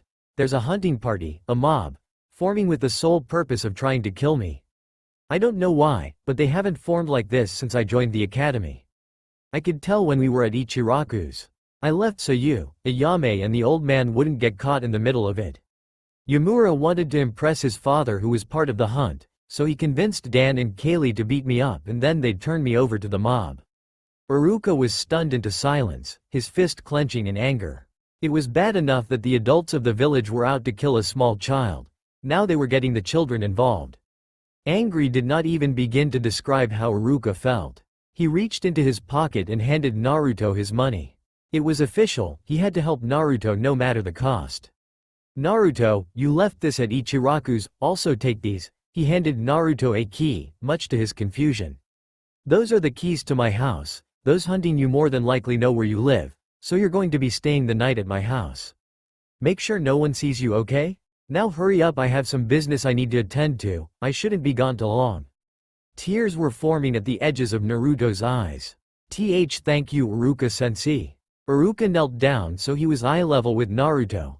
You can thank me by taking things seriously, and if you want to pay me back for my kindness then graduate at the top of your class this year, huh? Now go, I'll be back in a bit. He patted Naruto on the back. The moment his back turned, Iruka's smile dropped into a frown as he started heading towards the Hokage's tower. It was only 4 in the afternoon, the Hokage would be there. I'm sorry, could you repeat that for me? I thought it might come as a shock to you, but you were never supposed to die, though noble as your sacrifice was. It was Hisashi who was supposed to take the attack and die protecting Hinata and Naruto. You were to live and marry Tenten, have a daughter, help get rid of the cage bird seal. I am not sorry for what I've done, Kami-sama. I don't expect you to be sorry, Neji. You did what you did to protect those you held dear, just as Naruto did. Wait, what did Naruto do? To put it bluntly, young one, Naruto blew himself up, killing Kageyuya in the blast. What? Yes, that is what happened. His plan worked. He managed to take Kageyuya with him. Shinigami, however, had other plans. We sent him to the past, to the day before his final year in the Ninja Academy, because of your noble sacrifice, and the fact you died too young. I would offer you a choice. Will you go back in time to help Naruto prevent the unsealing of Kageyuya, or would you like to stay here in heaven with your parents? Wait, you're giving me the option to help Naruto change history? Yes, I am, though the road will be hard and perilous, and you won't be able to save everyone. You could, however. I'll do it. You didn't let me explain the other option, thought. I am sorry, Kami-sama, but I don't want to hear the other option. I'm a fighter. My place is out there helping make a difference. Well spoken, Neji. Go say goodbye to your parents, I will be waiting. Then Kami seemed to fade away, as Neji turned towards the delicately designed red oak door that made up his old home. The one he lived in with his father and mother before one sacrificed themselves and the other used a lot of rope in desperation and grief. Neji grimaced as old childhood memories surfaced up. He gently opened the door and walked down a hallway, going into his father's study. The man in question was laughing with his wife on the couch. And then I told Hiyashi to shove it. He may be my brother, but I'll be damned if I let him push me around. Ha ha ha ha. Neji smiled sadly. He did enjoy the small amount of time he got to spend with his parents. Seeing them again, telling him all about his life. He coughed roughly to get their attention. Oh hey son, his mom, Kami, he missed her terribly. After Hisashi made his decision, she tried to be so strong for both Neji and herself. One day it just became too much. By then Neji was a full-fledged genin and able to take care of himself, but he still missed her. Hi mom, dad, we need to talk. Oi Neji. Earth to Neji, you in there? Neji was cut off of his musing by Tenten, who was poking his headband. Neji shook himself, his mind going from heaven to his training ground with his team. He stood up. I guess time's up? Dude, it's been up. You were meditating pretty hard there. Look. Neji paled slightly as he saw the evening sky. Yagai-sensei thought you were ignoring him and Lee, and they did their thing, and they've been running laps around the entirety of Konoha, on their hands, with boulders tied to both feet. For the past 2 hours. Neji had the decency to look a little ashamed. Sorry Tenten, had a lot on my mind. Tenten leaned against the tree Neji had been under. Now that he had a chance to stretch, Neji realized how stiff his muscles were. So Neji, what's on your mind? Neji frowned. In the future he had never tried for romance, always said he'd get around to it after he could settle down. Hell, he died a virgin who had never kissed a girl before. He'd try things differently this time around. How about we discuss this over some hot food? I have a feeling that Lee and Guy-sensei are going to be at this a while, and I for one have no intent on being here when they finish. Tenten blushed, caught off guard by Neji's sudden boldness. He'd never shown so much as a passing interest in the brunette, and now he was asking her out to eat? Oh yeah, sure, I know this great burger joint just a few blocks away from here. Follow me. And she quickly rushed off, trying to get her beating heart and blushing face under control. Neji was actually having difficulty trying to keep up with her, so this is what women are like when they get flustered. Imagine if they could utilize this power in the field, they'd truly be a force of nature. Later that day, "Look Iruka, I know you're upset but..." "Upset Hokage-sama? I am beyond upset, my own students were helping to kill Naruto. I know you've done everything you can to try and make him safe, but he could tell a mob was forming to hunt him just by the attitude change in a small ramen bar. That's not something an 11-year-old should do. Hell, most seasoned Anbu can't do that. Iruka, that is enough." Hiruzen blasted the room with a small amount of ki which only marginally worked to try and get the furious teacher under control. "No Hokage-sama, it is not enough. You need to do more for him." "What more can I do, Iruka? I placed Naruto in your class because I thought you an exceptional judge of character. I gave him his own house in the quietest part of Konoha that would still allow him to get to the academy at a decent time. I have a whole Anbu squad on an assignment to routinely make sure the boy gets to that home at night. There's not a lot more I can do because the council will not allow me to." "What more would you have me do, Iruka?" Iruka glared at Hiruzen. "Really, Hokage-sama? Must I be the one to remind you that a ninja village, no matter how diplomatic, no matter how benevolent, is a dictatorship? That you are our sole leader? That no matter how high and mighty the pompous pricks on the council think they are, their only roles is to be your advisors?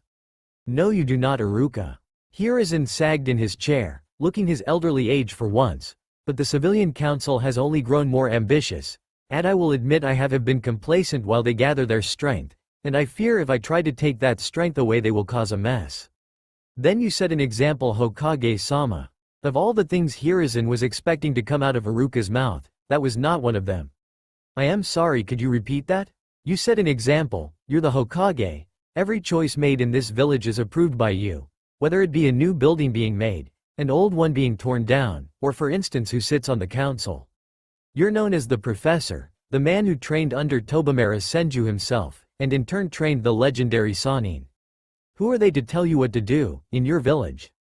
You are right, Iruka, I have let them order me around for too long, it's time they remember just who they're dealing with. The first thing I am going to do is get Naruto someplace safe, he shouldn't have to live in fear of a mob breaking down his door in the middle of the night." Iruka smiled as with every word, Hiruzen, confidence reflected in his eyes, showing why he was the Hokage. "Do not worry about that, Hokage-sama, with your permission I have an idea." "Oh really, Iruka, what did you have in mind?" An hour later. "This may work, Iruka. No, I'm the Sandame goddamn Hokage and I don't need their permission." With a mighty roar, Hiruzen Sarutobi stamped a piece of paper, the word, "approved," written leering bright red. "Now go attend to the boy. Make sure he grows into a young man over this year, and remember, if I am not satisfied with what I see, then you will lose this privilege, understood?" "Hi Hokage-sama." Iruka bowed at the waist before leaving the Hokage alone in his office. He took out his pipe, lit it and took a deep puff. He motioned with his finger and an Anbu appeared, bowing at his side. "Yes, Hokage-sama? Call an emergency council meeting, it's time I set a certain amount of fools in their place." Hiruzen, with a hard stare, stood up and started walking out of high office. "Yes, Hokage-sama, and for what it's worth," the Anbu said, hope in his voice, "it's good to have you back." Then he shunshined away in a swirl of leaves. "I'm putting oil in a flame, I'm too old for this shit, and damn it, it's time I started acting like the cage I am." Then he hit his finger. Ha ha ha. Tenten's loud laughter could be heard throughout the entire restaurant, as Neji sat across from her, a small laugh escaping his lips. This was fun, he'd never actually gone on a date before, so he didn't know what to expect, or how to act, but this was going better than he'd hoped. Tenten was just finishing some story from the blacksmith she apprenticed at. "Well, that was interesting, Tenten." He looked out the window as he thought he saw a familiar blonde pass by the window. "Ah, Tenten, please excuse me one moment, I need to go relieve myself." Tenten rolled her eyes, and started digging into a plate of food that had just arrived. "Fine," she said through mouth full of delicious food. "But don't blame me if there's no food when you get back." Neji quickly headed to the bathroom. Doing the correct hand signs, he said, "Byakugan." He looked through the walls of the food joint into the adjoining alleyway, where he was surprised to see Naruto, in what appeared to be some sort of face-off. "Shit, now I remember what today was. A mob formed and attacked a lot of different shelters. Didn't Naruto say once that they had been looking for him? He looked at the nearby window, before looking towards the door where he could hear the sound of people talking, and having a generally good time. Tenten is gonna kill me for this. He snuck out the window and hurriedly made his way to the roof, overlooking the alleyway where he saw some sort of civilian students blocking Naruto's escape. It was Naruto's voice he heard when he came into sound range. Oh, so eager to impress mommy and daddy, you failed to realize one very important fact. The girl scowled. And what, that doby? Naruto backflipped and put his back to a corner, pulling out 2 kunai and getting in a defensive position. You'll be busy carrying your injured away to take me anywhere. Yamura pulled out his own set of kunai and grinned. I don't think so, Doby. Keep in mind, the only reason you can keep up with any of the shits from clans and their fighting style is because you have a lot of stamina. But no style, that's it, and you're even worse using throwing weapons. I think this won't take more than a few minutes. Neji watched on, ready to jump in and assist Naruto if the need arose, but fortunately for him, Byakugan saw Iruka making a quick entrance to the scene. Unfortunately, his Byakugan also saw Tenten leave the building, tears falling down from her face. Oh shit, Tenten, I completely forgot. Seeing that Iruka had things well under control, Neji jumped from the roof to the main entrance. The bill had already been paid for by him, so he didn't need to worry about that. Okay, so if memory serves, Tenten's house is down that street, where she ran off to, and Ino's shop shouldn't be too far from here. Tenten had never felt so ashamed. Once she realized Neji had left her, she felt the betrayal as tears stung her cheeks. She made a quick exit and almost sprinted to her house, where she vehemently ignored her dad, slammed the door, and locked herself in her room, where she curled up on her bed and started wailing her grief. She had genuinely liked Neji. He was cute, strong, determined, everything she was looking for in a guy. It didn't matter that he was a side branch member, she liked Neji for who he was. The soft side of him that he didn't let anybody see. She'd seen it once, when an orphan kid was being bullied. He stepped in and swiftly dealt with the attackers, before making sure the boy was taken back to his home. It was then she decided he was the one, or so she thought. This had hurt her, leaving her alone when he was the one who asked her out. Was she not good enough? Not many people knew, and by that basically no one but her dad. Tenten suffered from a minor inferiority complex. Was she not pretty enough? I mean, yeah, I'm not as busty as some of the other chicks from our graduating class, but at least I can defend myself. Right? More tears came through her eyes, and Tetsuya, listening from the other side of the door, his pleading falling on deaf ears, sighed and slid down the door. She was just a young chid, one who was expected to kill and die for Konoha, but that was a different matter. She sound. T had to be dealing with the thoughts of a broken heart, let alone dealing with her own. Whoever this boy is, he really has made an impact on her. Then he heard knocking coming from the door. Probably clients. The hefty blacksmith got to his foot and made his way to the door. His eyes narrowed as they landed on the Hyuga of her team, and mostly likely reason for her present of being. Though the flowers in his hands were interesting. Neji-san, can I help you? Yes, Tetsuya-san, is Tenten here? I fear there may have been a misunderstanding, and it personally affected her. So the young boy is indeed the reason she's so heartbroken. His hand twitched and started going for the cleaver blade he kept near the door before stopping himself. No, Tetsuya, you are better than this. If something has happened, then the only reason he's here is to apologize. Yes, that's it. Though having no outward indication his thoughts had strayed to murder, Neji got the weirdest feeling he just dodged a bullet. Tetsuya nodded and stepped back to allow Neji inside the house. I don't know what you've done, boy, but I only pray you can fix it. Neji grimaced as he could hear her wails from here. He really needed to find the right words to say that could fix this situation. He was in front of her door, normal save for the sign that said, "Intruders beware, armed, trained and very dangerous." He gulped, and then he knocked loudly, saying, "Tenten, it's Neji. I think there's been a..." Years of trained instincts saved him as he took a step back and half a giant shuriken went through the door. Then he had to roll to the left as not half a second later, a barrage of senbon, regular shuriken and kunai followed into the wall behind where Neji had been standing. By now Tenten's crying had stopped, and been replaced with heavy huffs. If one were to look through the hole in the door, they would see a dark aura surrounding her form, and her eyes glowing red, as all women do when severely pissed off. "Oniji," she ate in a sing-song voice, "let's play." I made some new toys just for you. Neji winced as one shuriken managed to cut his arm. Tetsuya quickly stepped in to help him up. Right, she's done lost it now boy. I'd suggest running as far from here as you can while I try and calm her down. No Tetsuya-san, I'm the reason she's like this at the moment so I will fix this. I've sparred with Tenten long enough to know how she fights. I'll wait till she tires herself out and smash Tenten. Door shattered into millions of tiny wooden shards and the girl in question stepped out holding a giant hammer, with which she quickly locked onto Neji and threw it at him. He ducked and it went halfway into the wall at the end of the hallway. But first, I'm going to get her away from here. You want me? Come get me.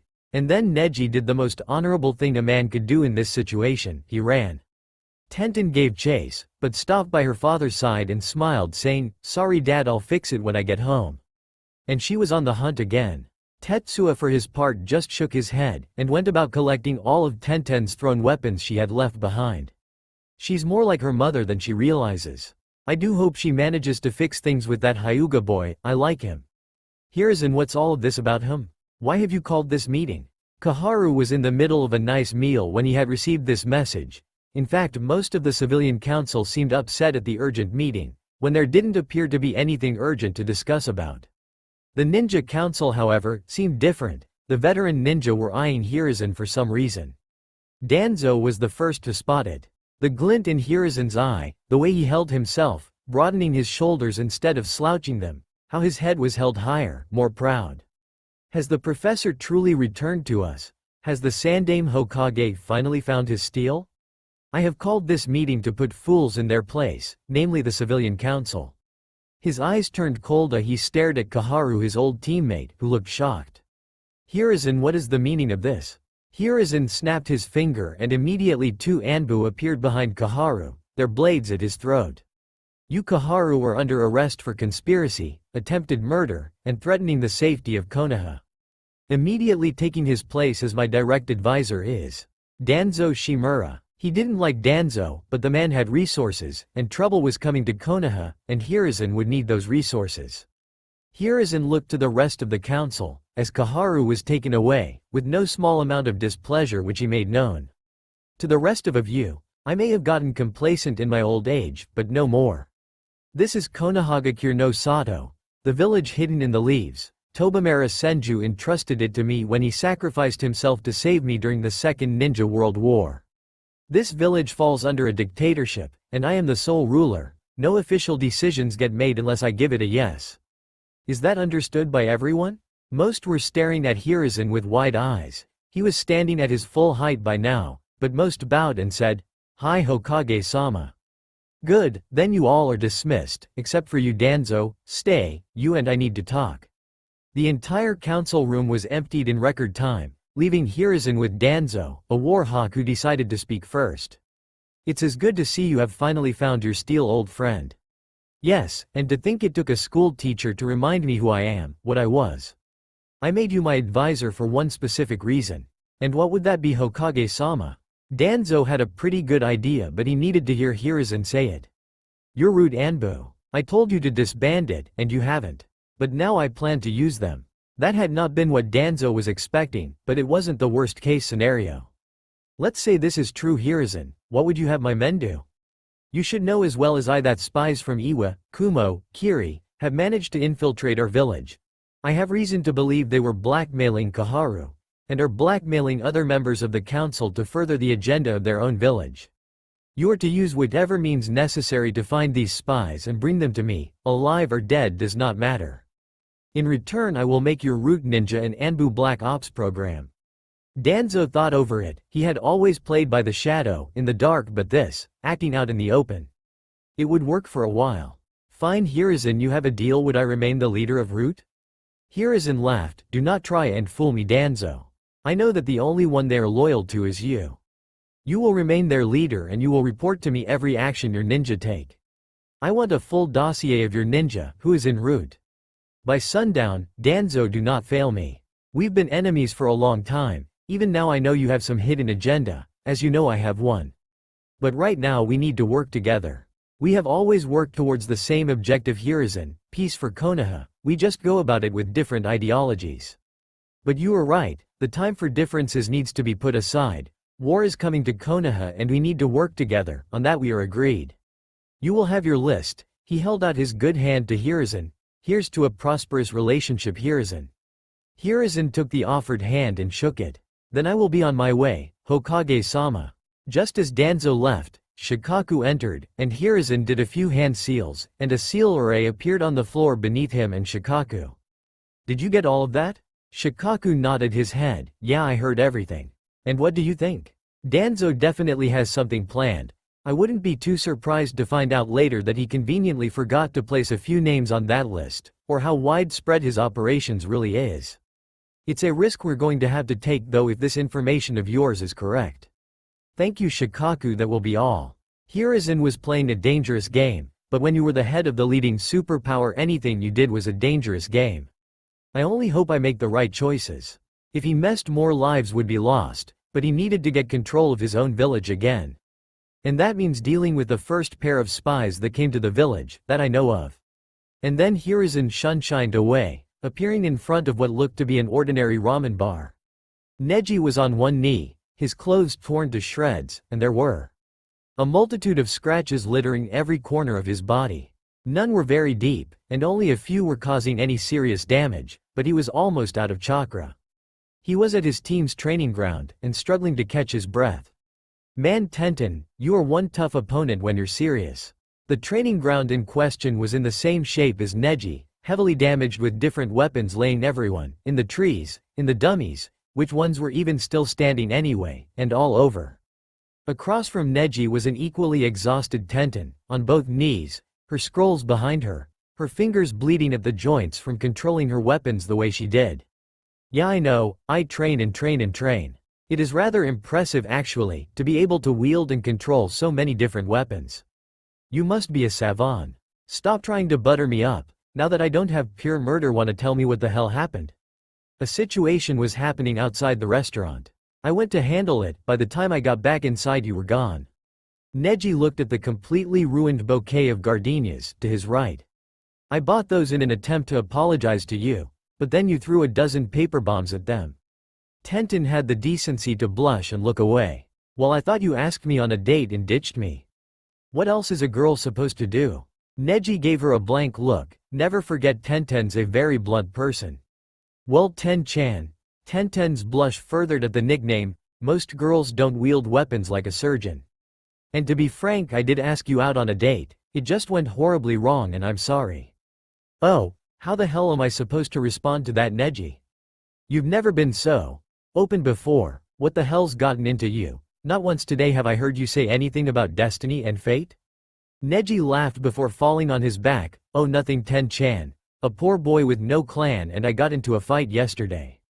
He was weak, but held his convictions strongly to his chest. He beat me, and called me a genius. It was a humbling experience. Tenten stared at Neji in disbelief. Someone from no clan actually beat Neji? And that news wasn't spread around the entire village by now? What the hell? So what does this mean now? Now? I take you on another date, one which I see to completion, and then like a proper gentleman I escort you home. Oh really? And who's to say I want to go on another date? By now Tenten had fallen on her back too, and was staring at the dwindling sun in the evening sky.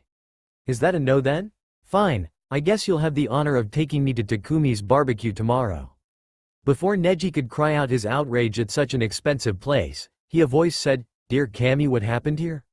Clank clank clank clank. Guy and Lee walked over to the tired ninja.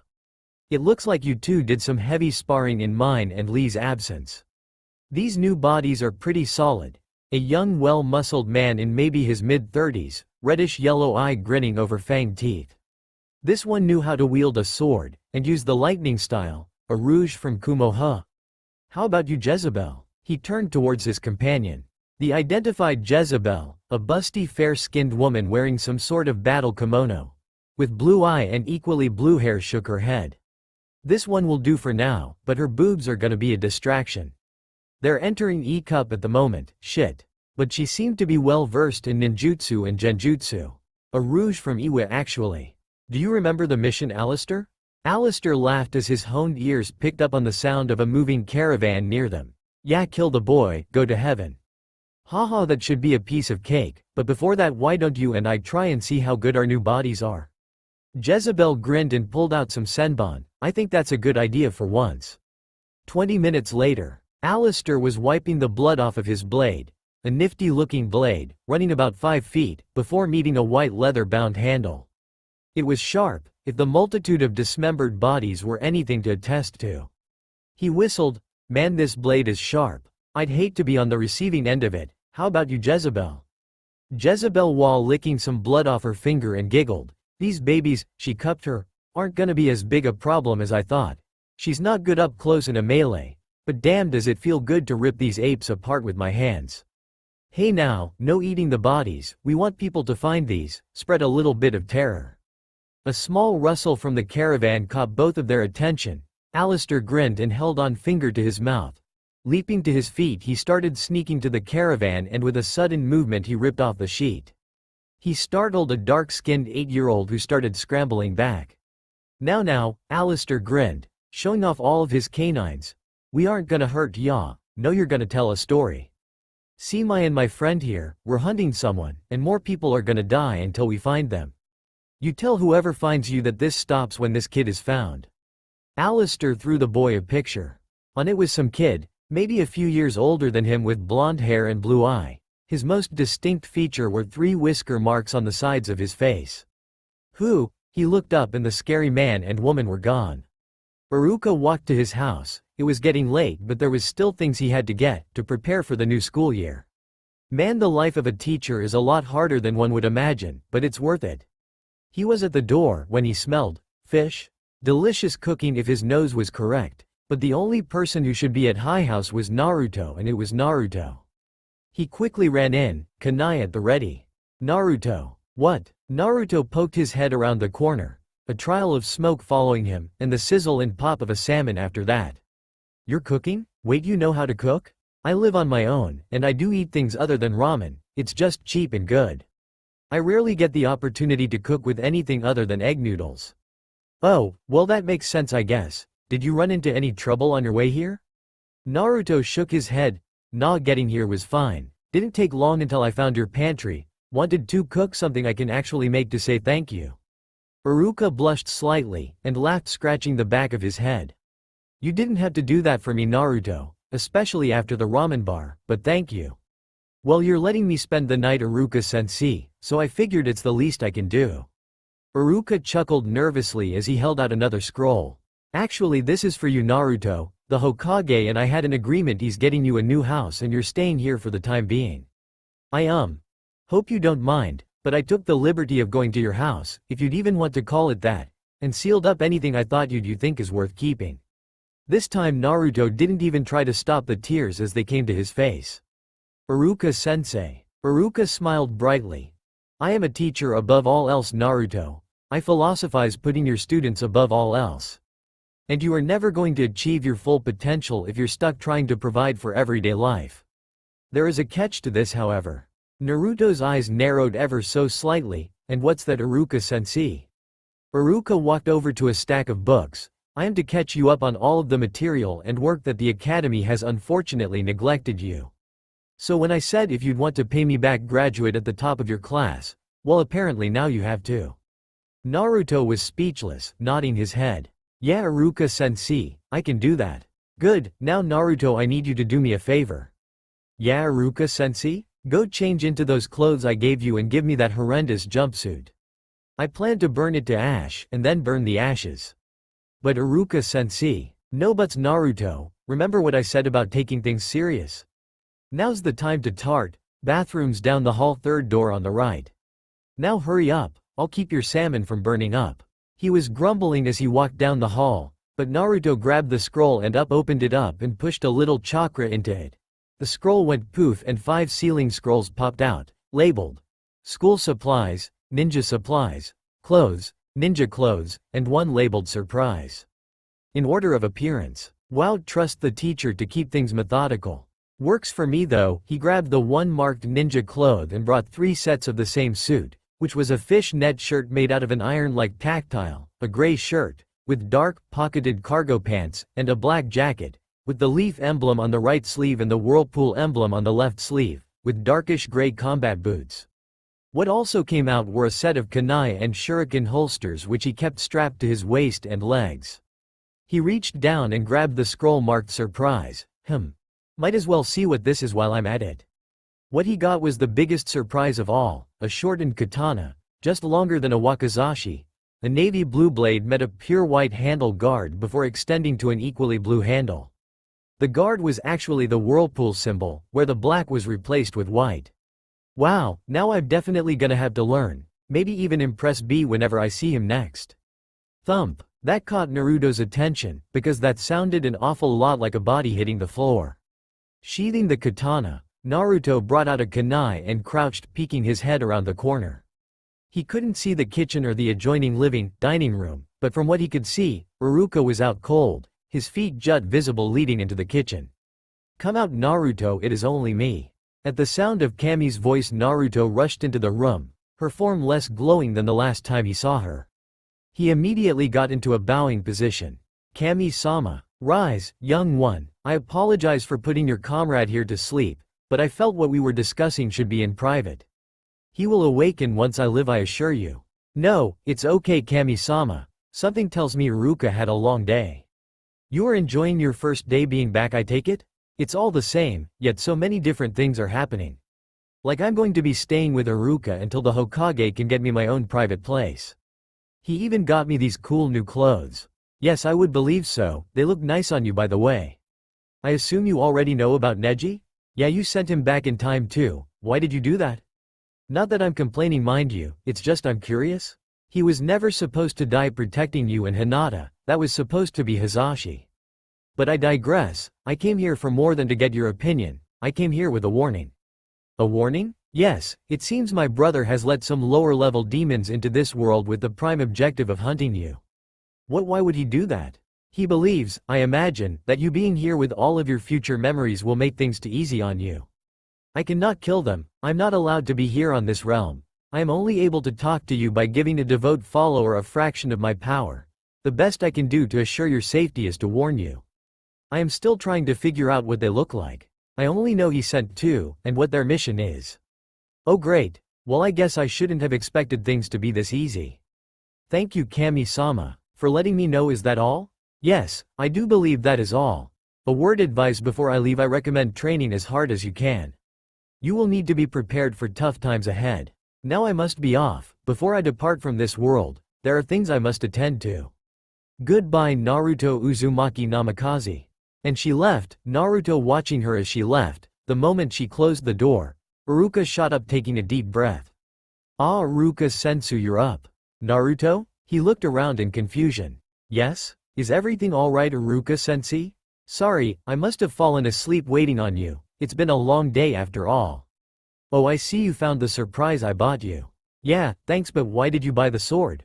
Iruka smiled sheepishly. Well Naruto, everyone in your class, at least those who have the highest chance of passing, have their own unique thing that gives them an advantage. Kiba for instance has Akamaru. Hinata her Byakugan. Choji's and Akamichi, so on and so forth.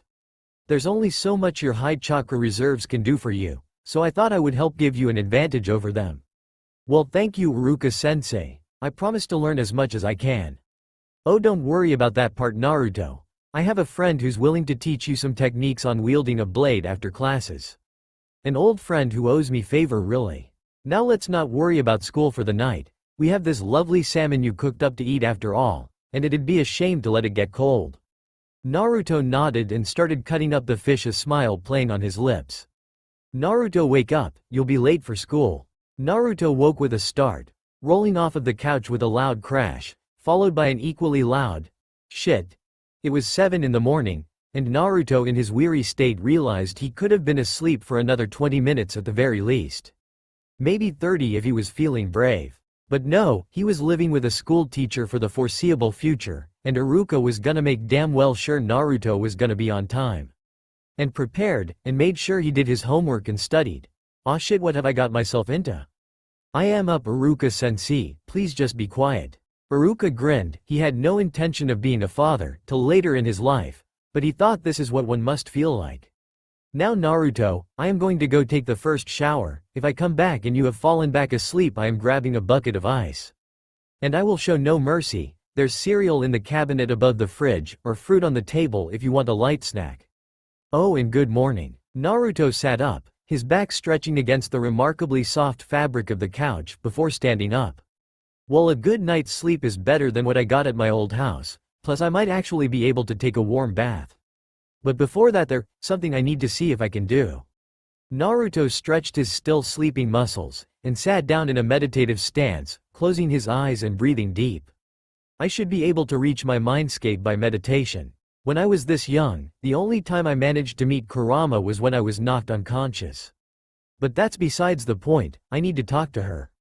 He started breathing out at an even rhythm, long deep breaths until his sense of time started to blur, and the noise of the apartment, Iruka whistling while taking a shower, some random person walking their dog, started to fade away. He felt like he had been at this for at least 30 minutes, before all sound faded away entirely, and he opened his mind to see the sewer he was so familiar with. The bronze pipes leading straight to his favorite fox. Yes, I did it, now I just need to find Kurama and explain to her that. Yes, I know she's a woman, that I'm from the future and I need her to open a mental link. That should be easy, all before Iruka gets out of the shower. Great, now I haven't had to do this much in a while, but I need to following the pipes and I should appear in front of her cage. Naruto followed the dimly lit sewer entrance, wondering if there were anything he could do to change it, but for now he would stick to his simple goal: talk to Kurama, figure out some sort of training regimen, and now learn how to wield a sword. So much is already different than my past. I stopped a mob, I'm staying with Iruka. If he's to be believed, Hokage Gigi is more confident, Neji's going to make things different as well.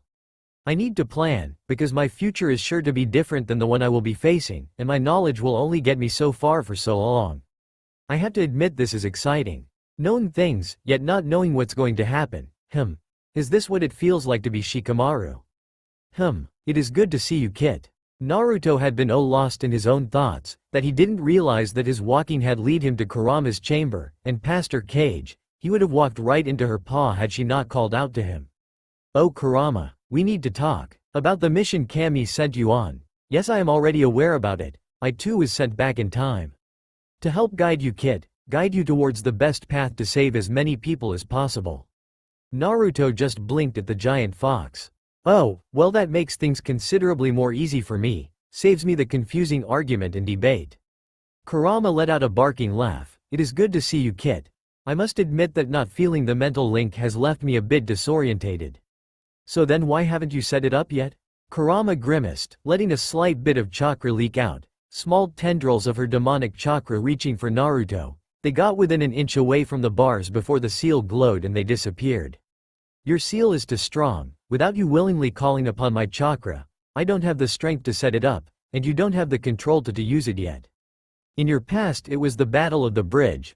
All that anger you felt against Haku was able to weaken the seal ever so slightly. It was then I was able to chip away at it. Maybe things will be different, but at the moment it's going to be a while before the seal's weak enough this time around. What if I just tear away the seal, like I did beforehand? I would advise against that for the time being. When you did it last time, your body had completely adapted to my chakra. I can confidently say if you did tear away the seal now, my chakra would tear you apart. Literally, you're just not strong enough to take my chakra, even half of it, full brunt. Well damn, how do you think I should fix it then? Well, your swordplay I can't help you with. You'll need Yugo, the Anbu chick, to help you there, but I can help come up with a training regimen. The first thing you need to do, start chakra control exercises and get the shadow clone jutsu in your arsenal as soon as possible. Well, you're right about the shadow clone jutsu. The moment I get that, I can start really getting into chakra control, and maybe some elemental techniques. I might want to look into learning some more wind style ninjutsu. And maybe a little earth style? And am I still able to change my chakra to the other types, or will I have to wait for Hagoromo to give me that ability? So many questions and so little answers. Well, the chakra one can be solved with chakra paper, as well as I'd have Iruka visit the nearest ninja archive for scrolls on techniques, because the people don't see you as a hero yet, then they're probably going to be against you learning anything even close to ninja related. Quote, again, you're right, and, hey Naruto, are you awake? I told you I'd get a bucket if you fell asleep. The voice of Iruka rang throughout the small chamber area, echoing slightly, making Naruto jump and look around wildly. Is that what it's like for you? Kami, that was loud. After 17 years, you get used to it. I go see to your teacher. I don't think he was joking about that ice bucket. Naruto nodded his head and closed his eyes, concentrating again, letting the sounds of the sewer fade into the sounds of life inside and outside of Iruka's apartment. The sound of Iruka collecting ice from the freezer getting Naruto on his feet fast. Wait, I'm up Iruka-sensei. Sorry, didn't think I'd fall asleep sitting straight up.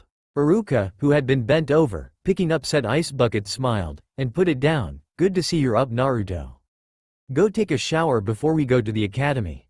He reached over and grabbed a bowl. I'm making cereal, did you eat? Naruto grunted before grabbing his clothes, having changed into a pair of shorts and a plain tee before going to sleep. Nah, thought I'd grab an apple and have a big lunch. He pointed to the paper bag he had prepared the night before. Ah, okay. Well, hurry up. I'm always early to school, and I won't have you changing that because you decided an extra 30 minutes of sleep were worth it. A good ninja is always early. Yeah, and one of the strongest from my future was always 2 hours late. I'll never understand adults. Naruto quickly headed to the shower, and relished a quick 10-minute hot shower for once. Man, this might just be worth the lost sleep after all. He stepped out and dried off, looking at himself through a foggy mirror. He looked at his blade. Should I wear this? I mean, until I learn how to actually use it, it'll just be eye candy, maybe make me look cooler. It can't be much different from using kunai. Just really long, heavier kunai. He picked up the blade, slowly drawing it out of its sheath. A little too heavy to throw accurately, and definitely not in a reverse grip, and I'll need to keep in mind the length difference. But yeah, basic kunai swings should do me until I learn an actual style. Having decided that, Naruto clipped on the sword, looking at himself. Completely different from how he said to look already. He stepped out, and into the living room, where Iruka could only stare. He was only 11, but his serious eyes, and the way he carried himself. Dear Kami, he looks like a veteran. What the hell? He coughed into his fist and placed his bowl down. Well, Naruto, you look nice, like an actual ninja. Shall we get going? Naruto nodded and opened the door, feeling for the first time, ready to take on the future. In a small building in a disclosed area. They had become such an integral part of his life, cared so deeply for him. Hiruzen had not bothered with them. But now, he had to make sure. The old man he was not too worried with, he was sincere. He had left that life behind him. All he cared about was his business and his daughter. But his daughter, on the other hand, he didn't know about. She had been young when her father came to the Leaf, but how much did she know? How much had he told her about his previous life? Surely his village had turned their backs on him after discovering his betrayal, maybe?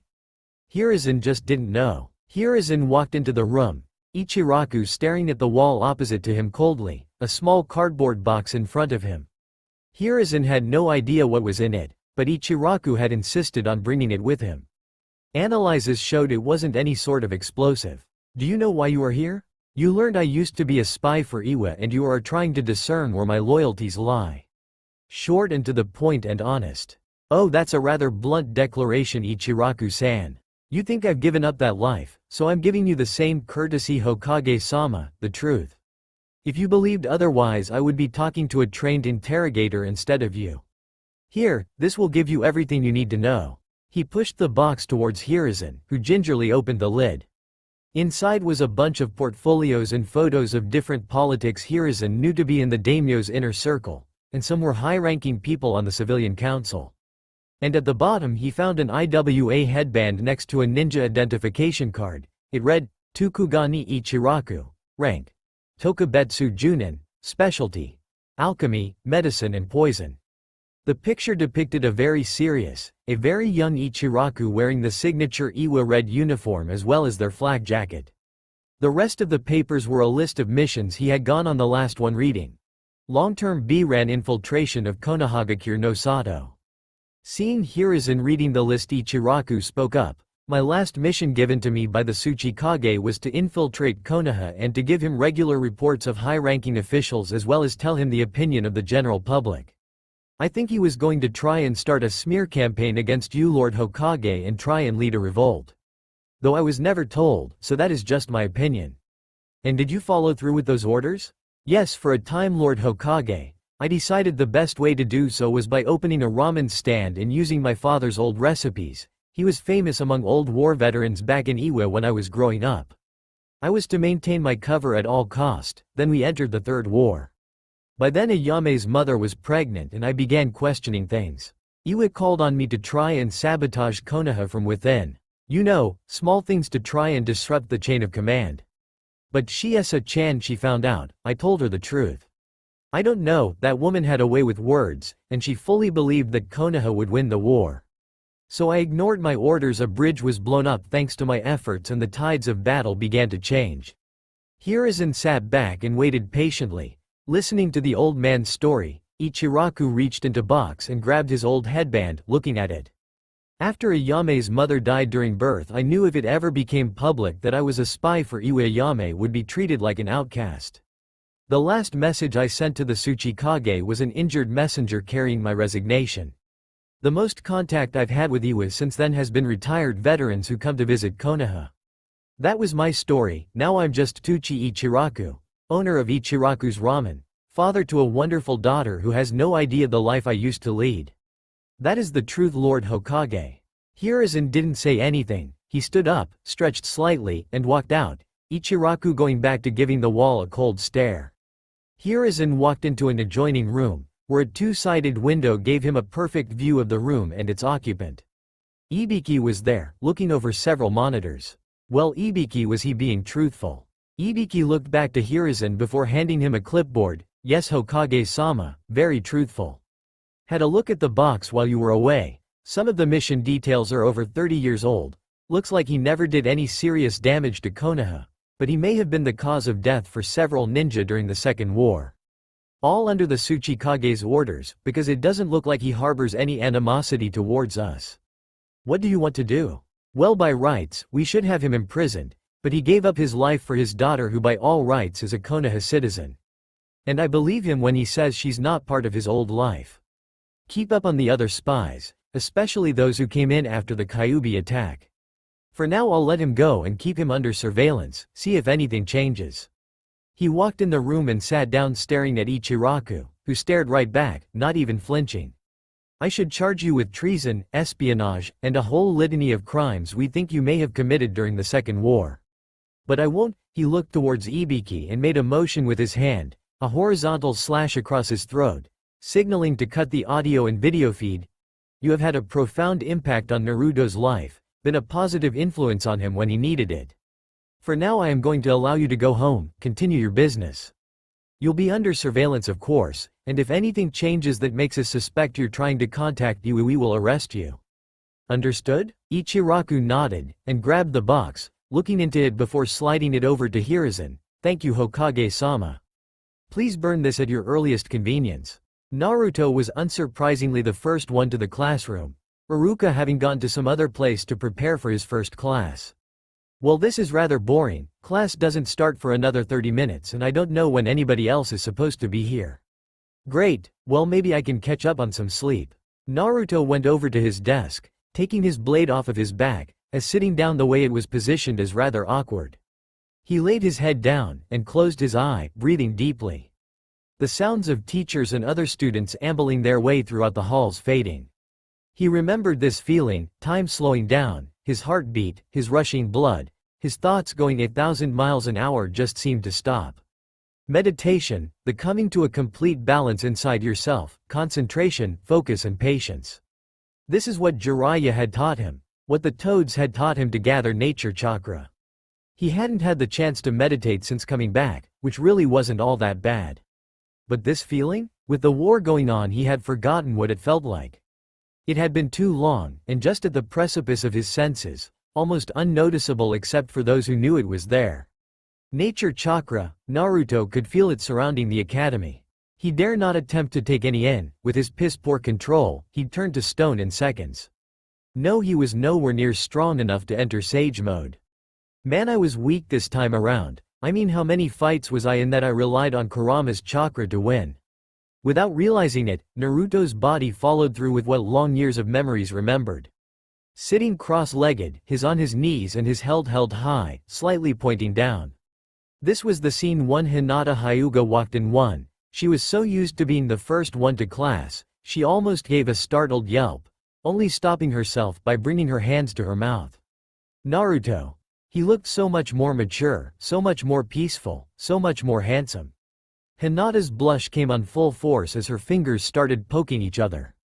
Should I sit next to him? What? No, I can't do that. What if I disturb him? I'm going to sit over there. Hinata ended up sitting in the row besides the one Naruto was in, at the back of class. Though her entrance was less quiet than she had hoped, Naruto just didn't let her know. So that must be Hinata, quiet and shy like always. Though I guess I was too blind to see how far she pushed herself out of her comfort zone to try and improve. It was then Hinata noticed the blade laying wrapped across his lap, which in her eyes only made him look cooler. It was then her ears picked up the sound of two arguing ladies, making their way to the door fast.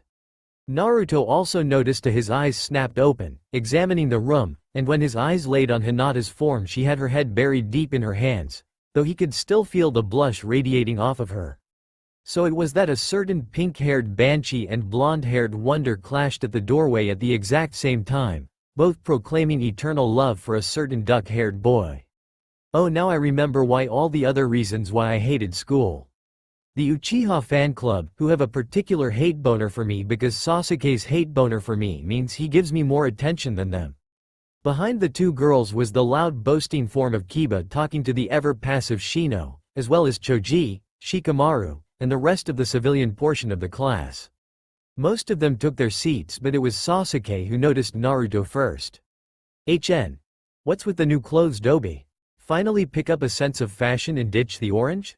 That got the class's attention as all eyes went from Sasuke to Naruto, who stared back with a blank face. He raised his arms in aid. Yeah, Sasuke, I decided that I was gonna take this serious. Which meant actually dressing for the job I want. Problem? No, just an observation. Though you'll never amount to anything compared to me. Like a silent cue, all of Sasuke's fangirls started freaking out about how cool he was, and how lame Naruto would always be. Right, Sasuke's also a major, arrogant, pompous prick. And I'm going to have to deal with this for at least a year.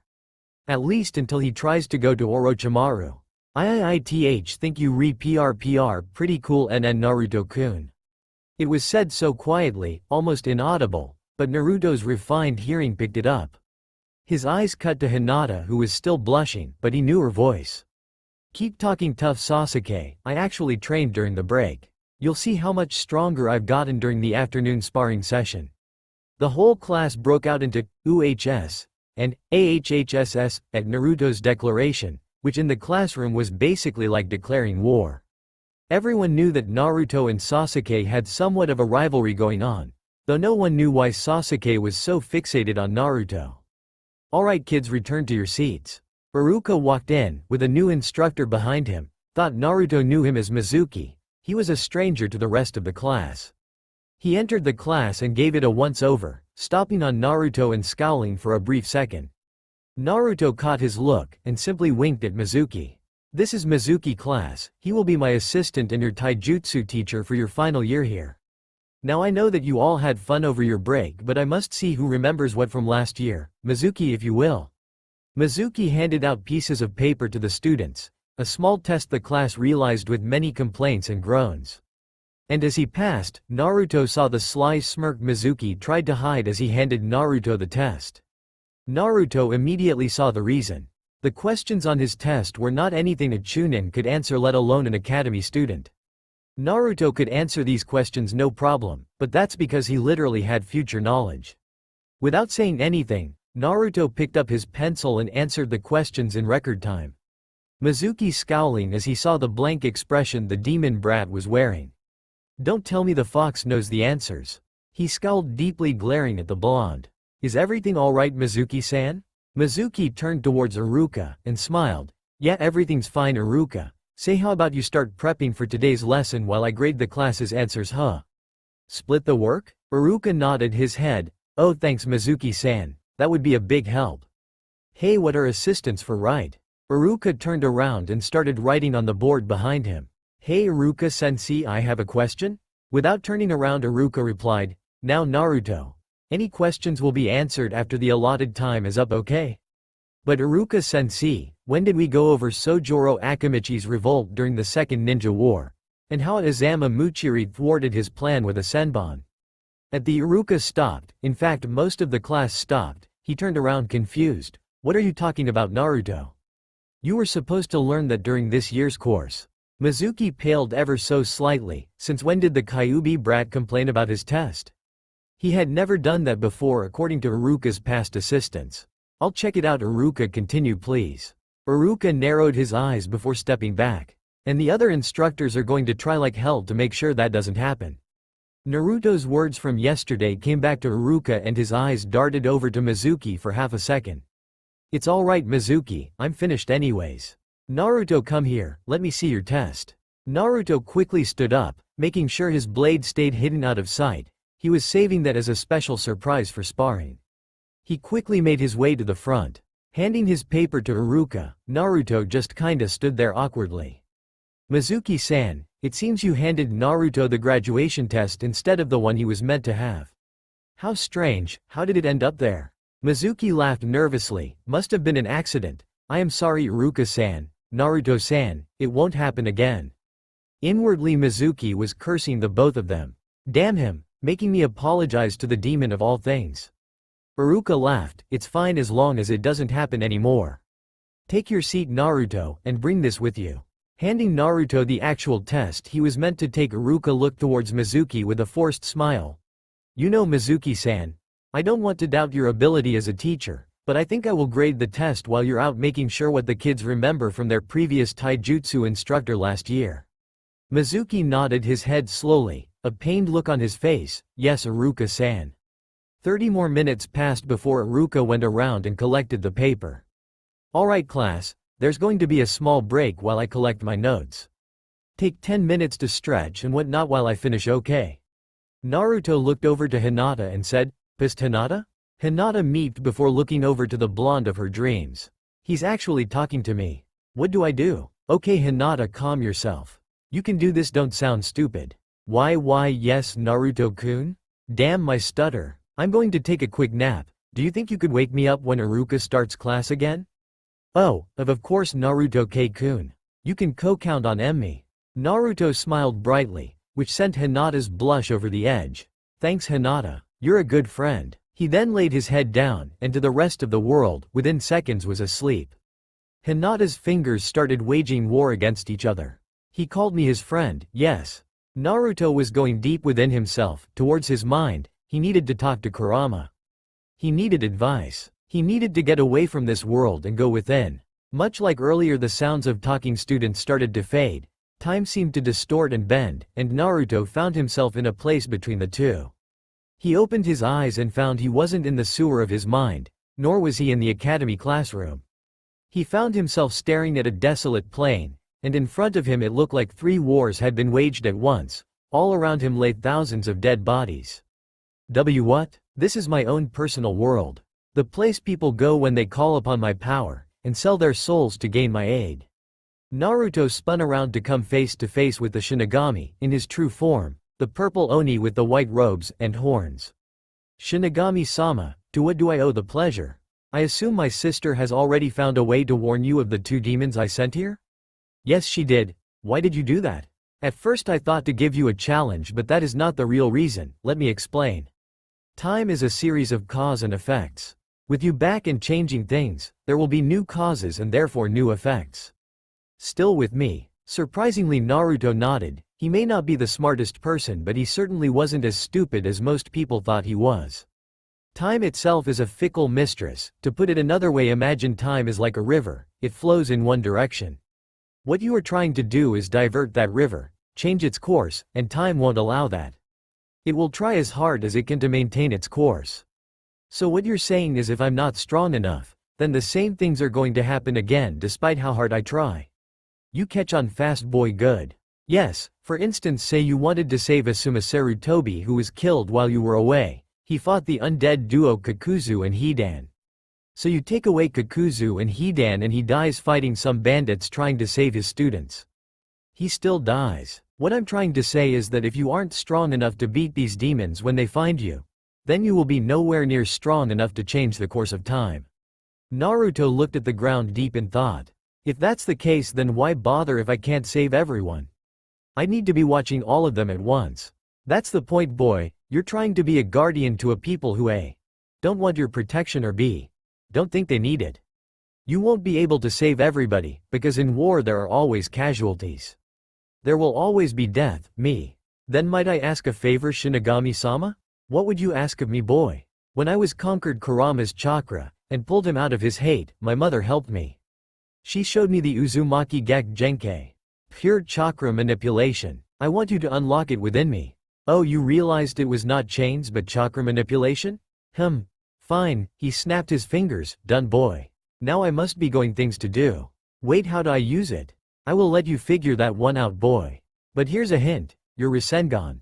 Though I will tell you, that it is not just chakra manipulation, it is more like iron manipulation. Have fun. Before Naruto could is what he meant, he felt a tug at the back of his mind, and then his eyes opened, the sounds of the classroom came back to him. Hinata was sitting right beside him, shaking his shoulders lightly. Wake up, Naruto-kun, Iruka is starting class again.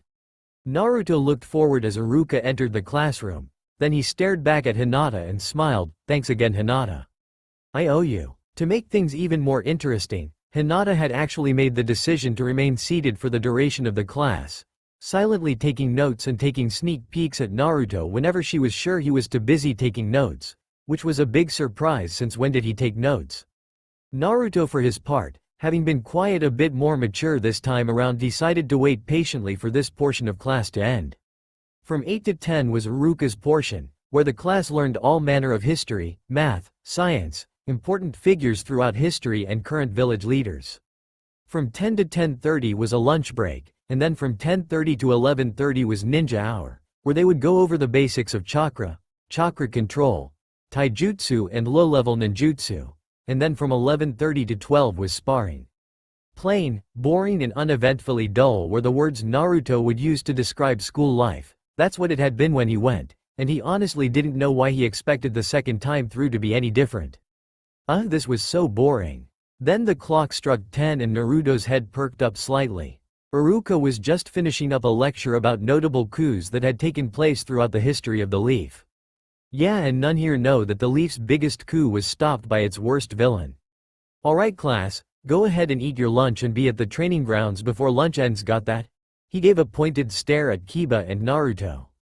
See you in 30 minutes, Mizuki. If you would follow me, I need to have a word in private with you. The two adults left, and the class began to filter out to their preferred eating spots.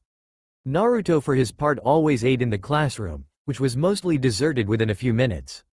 This time though he would do things differently. As she was getting up, Naruto looked towards Hinata. Hey Hinata, would you like to eat lunch with me?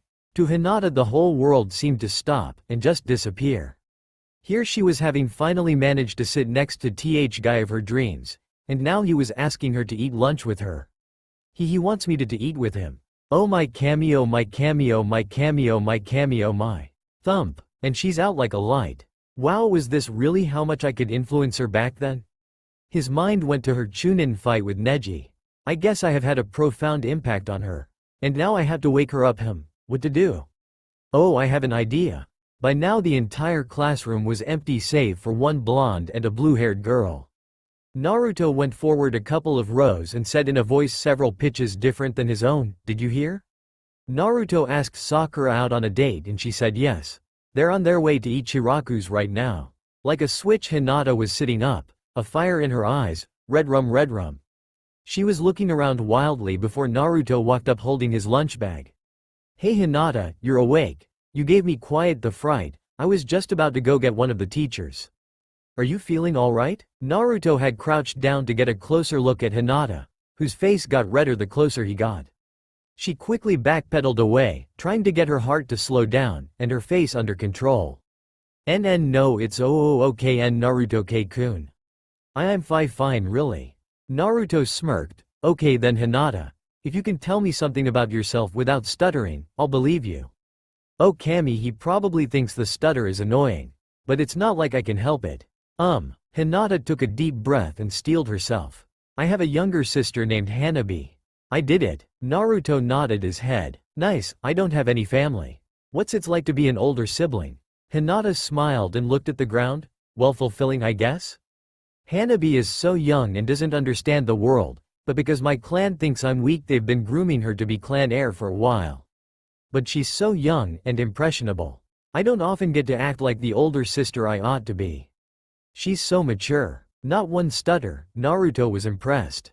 It appears when she's talking about something she believes in deeply she's more confident.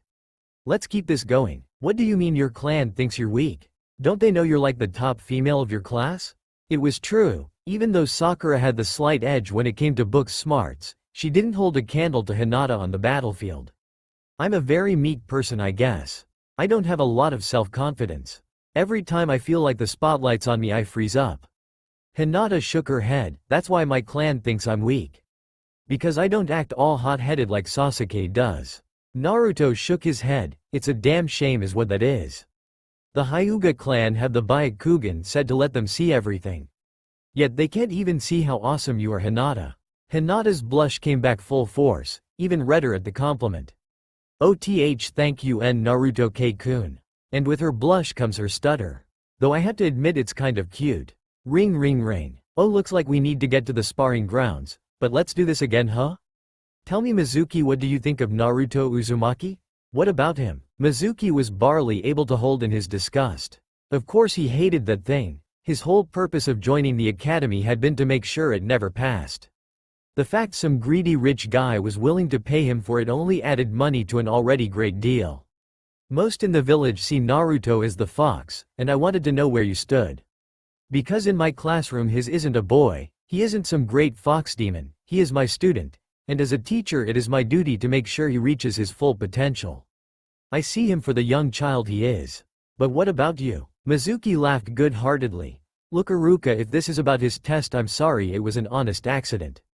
It won't happen again. Iruka's eyes narrowed. You see, I don't believe that. I don't believe you, Mizuki. So I will be keeping an eye on you. Your job is to teach my class, all of my class, how to fight and use basic weapons. If I feel or see for one moment that there is prejudice going on for any reason I will have you fired and get myself a new teacher. Understood? Mizuki smiled with all of the confidence and bravado of a fool. Yes Iruka, please do tell me where you will find a teacher that will even call Naruto by his name, let alone even think about teaching him? I came here with a job, and I intend to do it regardless of whose class what I'm teaching. Iruka took a step back, took a deep breath and said, if I have to fire you, then I will do the teaching myself if it comes down to it. Do not forget Mizuki, that at the end of the day I can make that decision and if needs be I will make that decision. He turned around and headed towards the doorway. Now I finished all of those tests, and have some free time, I think I would like to watch you teach. I'm sure that won't be a problem now, will it? He stepped out and Mizuki scowled deeply, rage clear on his face. Who the hell does that man think he is to threaten the likes of me? I have the entire civilian council baking me on this mission, and he will regret that when they come knocking down his door. I swear I will be the end of him someday. Mizuki took a deep breath to try and calm his frazzled nerves. Calm yourself Mizuki, you've got an entire class of children and one thing to teach. I'll have my chance to sabotage it later. From behind him Mizuki never saw the shadow flicker ever so slightly, nor did he see the figure who had been watching the entire conversation leave. Alright everyone, you know how this works, partner off with someone, contact sparring only, no ninjutsu, no genjutsu and… Naruto drowned Mizuki out, trying to center himself. He had heard this hundreds of times. He now had his sword on full display strapped to his waist instead of his back, which was what most of the students of his class had been staring at. When Mizuki finished it was Kiba who pointed it out first. Okay Naruto, what the hell is up with you? First you ditch your orange jumpsuit which was basically your staple and now you have a fucking sword? Naruto grinned and pulled it out an inch so that light glinted off the metal. Well Kiba, like I said, I'm taking becoming a ninja serious, which means I gotta have my own unique thing. You guys have your clan techniques and Sasuke has an entire clan library to study from. But no one here uses a blade longer than a kunai. So I thought I might do that. I haven't learned any more than basics with this thing, but it'll do in a spar. Right sense? Naruto looked over to Iruka, who held out his hand. Let me see it Naruto. They had agreed to make it look like it had been Naruto's idea instead of Iruka's. He gently placed the sheathed blade in his open palm. In one quick motion Iruka had the blade out, examining its sharpness. He then resheathed the blade, and pulled out some string, tying a basic X over the sheath and handguard. I will allow it, Naruto. If your opponent is allowed to use blunted kunai, then I don't see the harm in a wooden sword. No drawing your weapon or you'll be disqualified though, understood? Hi Iruka-sensei. This was the time everyone had been waiting for, the first fight. Everyone knew what would happen. Iruka would ask for some volunteers, to which Sasuke would challenge Naruto. The blonde idiot would accept like he had always done, then he'd get his ass kicked, like always. This was a spectacle that never failed to lift the class's spirit after arduous hours in the classroom. Alright class, first we will do 1 versus 1 spars. Are there any volunteers? Sasuke jumped into the ring and pointed at Naruto. I challenge the Dobi. I want to prove that his words were just empty talk earlier. Naruto smirked and stepped into the ring. Fine Sasuke, I accept your challenge, and when I kick your ass from here to Suna and back I don't want to hear you complaining. Iruka stepped in between the two. Alright you two, that's enough. I want a clean fight, no ninjutsu allowed. No low blows, no cheap shots. First to exit the ring or give up, loses, and when I call the match that means stop, understood? Both boys glared at each other and in unison said, Hi Iruka-sensei. Iruka looked to Naruto, who had his feet spread shoulder-length apart, wielding his blade perpendicular to his body. Sasuke was in the common Uchiha fighting stance. He raised his left hand, chopped the air, jumping back shouting, Hajime. Much like the class was expecting, Naruto charged Sasuke, raising his blade and swinging down when he was in range. Sasuke had brought out a kunai during Naruto charge, and blocked the sheath and grinned. Just because you have a new weapon doesn't mean it makes up for the difference in our power, Dobi. Sasuke quickly ran his kunai down the length of the sheath, before raising his hand up fast. A basic disarming technique, but it worked. Naruto's weapon flew from his hands and into the crowd of students. Outside the ring, Naruto wouldn't be able to use it. Ah well, it wasn't to last anyways. Naruto did a quick backflip away from Sasuke. Well, that was a neat trick, Sasuke. Disarming a beginner from his weapon, such skill. Are you going to keep talking like a dog with his tail between his legs, or are you going to fight, Dobi? Oh geez, that's exactly what I was thinking, Sasuke. But then I realized I really can't hit a lady, it'd be dishonorable. That got the class snickering, and an annoyed mark appeared over Sasuke's eyes. Come say that to my face, idiot. You always tell me to come to you, but I don't see you in any rush to get near me, Sasuke. Could it be? Are you afraid of me? Sasuke growled. Like hell I'd ever be scared of a loser like you. He charged straight at Naruto, which Naruto grinned.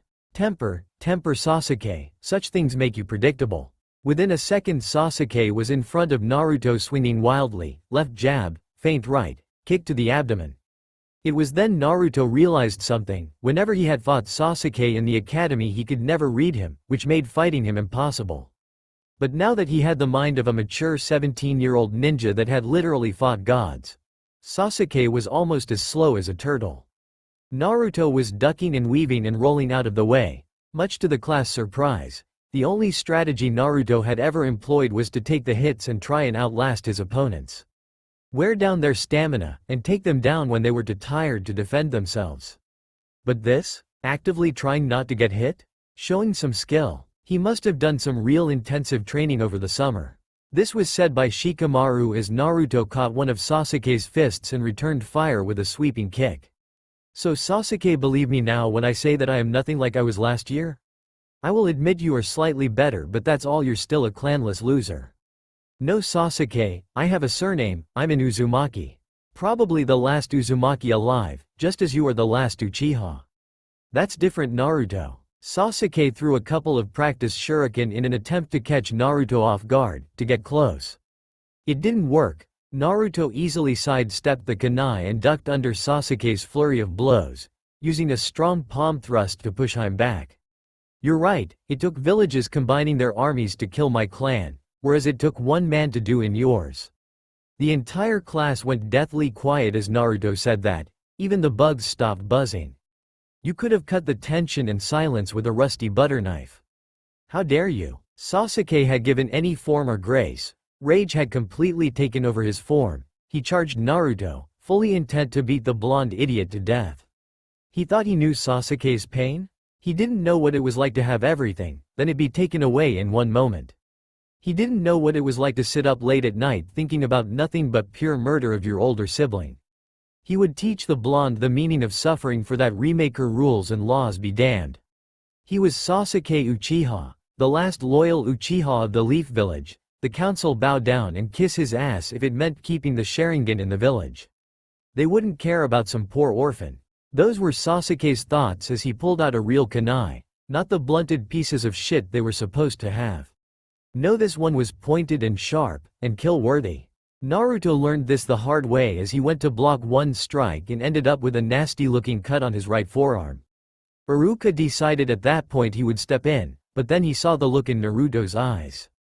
Something in them made him pause for just a split second. He didn't see fear in them, hell he didn't even see them register the pain of the cut.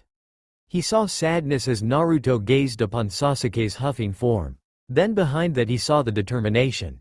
Naruto held out one hand, the hand holding his kunai, and dropped it and pointed to Sasuke. I bet you feel so big and bad holding that, cutting me and making me bleed, but look at this. He held up the hand that had been cut, as it had seemingly closed up all on its own. I'm an Uzumaki, I have a regeneration factor. If you think you can do that little trick, Sasuke, then by all means come on. That was all the invitation Sasuke needed as he charged Naruto. What he was not expecting was for Naruto to take a quick step forward and throw him over his shoulder. Nor did Sasuke see Naruto pull out the kunai he had hidden up his sleeve, but boy did he see it pointed at his throat. I think that's my win, right, Iruka-sensei? The whole class was dumbfounded. Not only had Naruto positioned himself at the edge of the ring, and therefore disqualified Sasuke by flipping him outside of the ring, he had made a conclusive victory with his kunai. Nothing like that had happened before. Nothing like that had come close to happening when Naruto and Sasuke sparred in the past. Iruka quickly stepped in between the two boys. Okay, that's the match. Winner Naruto Uzumaki. Naruto started walking away, towards the other end of the ring where he saw Hinata had picked up his sword. He smiled at her, not seeing Sasuke get up, nor did he see the rage in Sasuke's eye. And he certainly didn't see Sasuke making hand signs. But he felt the heat as Sasuke said, "Fire style, great fireball jutsu." As a giant ball of fire went flying towards Naruto. He turned around, and his first thought had been to dodge, but he had students behind him, and they wouldn't be able to get out of the way in time. Shit, had been his only thought as he brought his arms to form an X over his chest, in a last-ditch effort willing his chakra to protect him. The last thing he remembered was seeing a blue form take shape in front of him, before it and the fireball clashed and it sent Naruto rocketing backwards into a tree, and then darkness consumed him. Naruto's was in the familiar environment of his mind. The last thing he remembered seeing, a great big ball of fire headed straight towards his face. That was uncomfortably similar to Kageyuya. He looked around in the maze that made up his mind. Why'd I always end up here though? Why can't my mind have the decency to drop me off in front of the fox? He sighed and looked at his reflection in the water. Well, I'm gonna be here for a while, might as well see what she's up to. He started the long trek through his mind, walking through deep, dark, wet halls. Man, I really need to find a way to fix it's so depressing. I mean, I know my childhood was shit, but damn. You'd think that it would fix itself over time. It wasn't long before he found the central chamber, the fox resting on her front paws. Oi, Kurama. The giant fox opened eye, staring down at the small human. Oh, hello, kid. What brings you here? Fought Sasuke, beat him for once. He threw a tantrum and launched a fireball at me, and I think it knocked me into something hard. Woke up here. Have you really been asleep this entire time? What else am I to do while I'm locked behind this damned cage? Speaking of that, is there any way I can change that? I mean, don't get me wrong. I absolutely love the sewer look my mind came up with. A real work of art there, but I think it could do with some renovations. What do you think? It's your mind, kid. Kurama shrugged her shoulders. I'm no Yamanaka, but I think if it's going to change it needs to be done by you. Naruto stared dumbfounded. Wait, are you being serious? How would I do that? Again, your mind. Just think really hard, that's the best I could come up with. It can't be that easy, can it? He stared at the murky ground hard, concentrating as hard as he could. Try to mentally imagine the scene around him changing. To Kurama's amazement, the sewer was chasing, shifting, colors brightening and darkening. The bars phasing out of existence, then coming back. Naruto's eyes were clenched tight, and the sewer started shaking, like an earthquake was happening. He's not just changing his mindscape, he's changing how his mind views things. From Naruto, a bright light started growing, dim at first but soon expanded to look like a small sun, blinding Kurama, and so hot.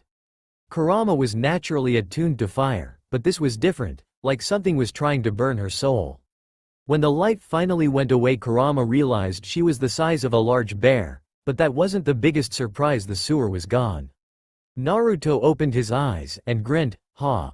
I did it. What do you think, Kurama?" Kurama was too stunned to respond. The sewer had gave way to a beautiful traditional rock garden, cherry blossom trees spread throughout, a small wind leaving a constant trail of falling petals. The seal that held back Kurama's power was found at the center, the Shikafujin found on a small stone monument. Kurama herself was the size of a large bear, still towering over Naruto, but nowhere near her normal Goliath height. Naruto managed this on his own? This is more beautiful than anything else I have ever seen. Well, Kurama, I remember seeing one of these my visit to the land of the samurai. Thought it was awesome and always wanted one of my own. What do y'all think? I think it's beautiful, Naruto. Where did you even think to come up with this? Again, the land of iron. On the way to the cage summit, we stopped by a small town. I saw this rock garden outside of some sushi bar. I thought it was so beautiful. Naruto walked over to the monument. This was a shrine dedicated to the owner's late husband. It reminded me of the one I built for Jiraiya, kind of stuck. It's one of my favorite places I've visited outside of Konoha. Well, kid, I must tell you how impressive it is and all. But did you really have to change my size as well? I like being a giant fox, not an abnormally big one. Naruto shrugged his shoulders. I mean, does it really matter? I'm the only person who sees you. No point in looking scary if there's no one to scare. Kurama gave Naruto a blank look before her eyes had fires in them. But it wasn't your choice to make you idiot. Naruto grinned and stared back at Kurama. My mind, my rules, Kurama. And besides that, am I wrong? Of course not, kid, but I like being super big. Looking down on you. Hey, you still can do that. This is different. How can this be any different than the time you changed your own size and said, and I quote, "This isn't so bad"? Because I willingly made that decision and had the power to control when I returned to normal size. Okay, maybe, but no buts, Naruto. Now change me back. Naruto turned around, his head held high. No. What? What do you mean no? I mean no, I like the thought that one day I'll be big enough to look you in the eye. So I'm not changing you back, and that's that. And why must you be so stubborn? Because I can be. Now do you know how long I'll be stuck here? How the hell should I know? Just because I fix what's broken doesn't mean I know how long it'll take to fix. Well, what the hell am I supposed to do in here in the meantime? This cannot stand, Hokage-sama. Naruto is in the hospital with borderline second-degree burns. It's a miracle that just didn't straight up kill him. What's to be done with Sasuke? For the second time in just as many days, Iruka was in the Hokage's office, furious. One of his students had basically tried to murder another one. We have laws for a reason, why aren't they being enforced? For the trillionth time that week, Hiruzen sighed. He stood up and walked over to the window, lighting his pipe. I am the third Hokage, my actions affect the numerous lives inside these walls. Do you want the honest answer, Iruka? The civilian council won't lay a hand on their precious Uchiha. But he's a student at the academy, a ninja in training. He falls under your authority, not theirs. You are right, but if I make a move against him, it will incite rage into the council, not from the major clans but the smaller ones. That is not something I have the ability to face just yet. I am playing a dangerous game of politics against the council and don't have the support just yet to put my plans in motion. Council be damned, Hokage-sama. He's my student and he hurt another one. There will be discipline in my classroom. I understand your outrage, Iruka, but please try and calm down. I will talk to the young Uchiha. See if there is any remorse for his actions. If I find none, then he is yours to do with, you please, okay? Iruka bowed. Yes, Hokage-sama. There is one other matter I would like to bring to your attention. Speak. I have reason to believe Mizuki plans to try and sabotage Naruto at every given opportunity. Oh, that is interesting. Didn't you personally brief every candidate? I didn't think anyone of such mindset would get past you. I am ashamed to admit it, Hokage-sama, but he tricked me, I think. Do you have any substantial proof? Well, no, but Hiruzen stopped Iruka by turning around and looking him in the eye. Look, Iruka-san, I trust your judgment. If you think Mizuki views Naruto as the fox, then by all means keep an eye on him. But until you bring hard evidence, there is nothing I can do, and I hardly doubt that the school board will do anything about it. A hard look entered Iruka's eyes. Yes, Hokage-sama. Just then Hiruzen's secretary knocked on the door. Hokage-sama, Councilman Shimura is here to see you. He said you'd be expecting him? Hiruzen nodded. Well, Iruka continued to keep an eye on Naruto and the school. If you find any solid proof of sabotage or bias, come to me, understood? Iruka bowed deep. Yes, Hokage-sama. And he left just as Danzo entered the office, and Anbu trailing behind him. Though the strangest thing to Iruka was her mask. Since when did Leaf Anbu wear blank masks? Hello, Hiruzen. Danzo, how good of you to make an unscheduled appointment. To what do I owe the pleasure of you and your friend's company? Danzo nodded over to the Anbu, who immediately kneeled. This is one of my route captains, Sora Shirato. As a sign of good will I put her in your hands, to be part of the Hokage's guard. I honestly believe that this truce of ours is doomed to fail, Hiruzen. We view things too differently, but this gesture of faith should keep the peace for a while. As well as this, Danzo placed a sealed document on Hiruzen's table, labeled Protocol Anathema in bright red. Opening the folder, Hiruzen was surprised to see a list of names, followed by rank and all who were on active missions and where those missions were.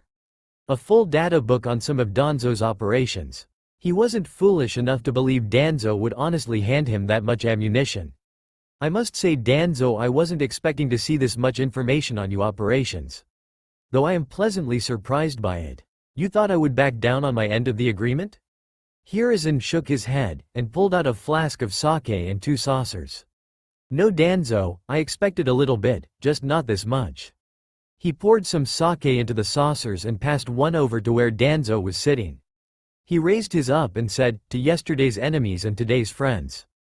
Danzo lifted his up and said, agreed. Iruka left the Hokage's office and was surprised to see Mizuki was there waiting for him. Hey Iruka-san, judging by your reaction, thing didn't go so well with the Hokage? Iruka shook his head. No, there's nothing he could do without sparking outrage in the council. Mizuki scowled. That's a damn shame, that's what it is. It's pitiful that Uchiha-san can put another student in the hospital and get off scot-free. I guarantee you if it had been anyone else other than Naruto-san, things would be different. Iruka was honestly surprised to hear Mizuki say that. Had he been wrong after all? Well, I wasn't expecting you to care so much, Mizuki-san. Well, can you blame me? If Naruto hadn't taken the attack head-on, who knows how many students would be in the hospital room right now. And then we'd have half the village split over what to do about Sasuke. I do consider myself a teacher first. Besides, people like Sasuke who think that the world owes them something always piss me off. In truth, what really bothered Mizuki was the fact the demon willingly made the decision to take the hit. Demons didn't do that, did they? I must admit Sasuke's ego has put him in dire situations with his classmates before. Who was he trying to kid? Unless Sasuke was in charge of whatever team he was put in, then his ability to work with and as a team was near non-existent. Iruka had tried to help the boy where he could but had ultimately been unable to reach the boy. The most emotion he had ever shown was with his rivalry with Naruto, and not even the Yamanaka were insane enough to try and understand what that was. Mizuki shook his head. He'll never make a good ninja if he can't work with the other students. So Iruka-san, what do you suggest? Iruka grabbed his chin. The only way I can think of that to happen is for Sasuke to get a much-needed reality check. He needs to see he's just a kid and not some hotshot savant. Well, Iruka-san, I think we should grab a bite to eat. I know this great sushi bar on the south side of the village. They have the best fish from here to Kiri. Iruka narrowed his eyes. He hadn't been expecting the show of camaraderie from Mizuki. But this would be an opportunity for him to try and understand his assistant a little better. Well, I guess I can spare some time, though I can't stay long. I need to prepare the class's history portion for tomorrow. I'm having trouble deciding whether or not they should go over.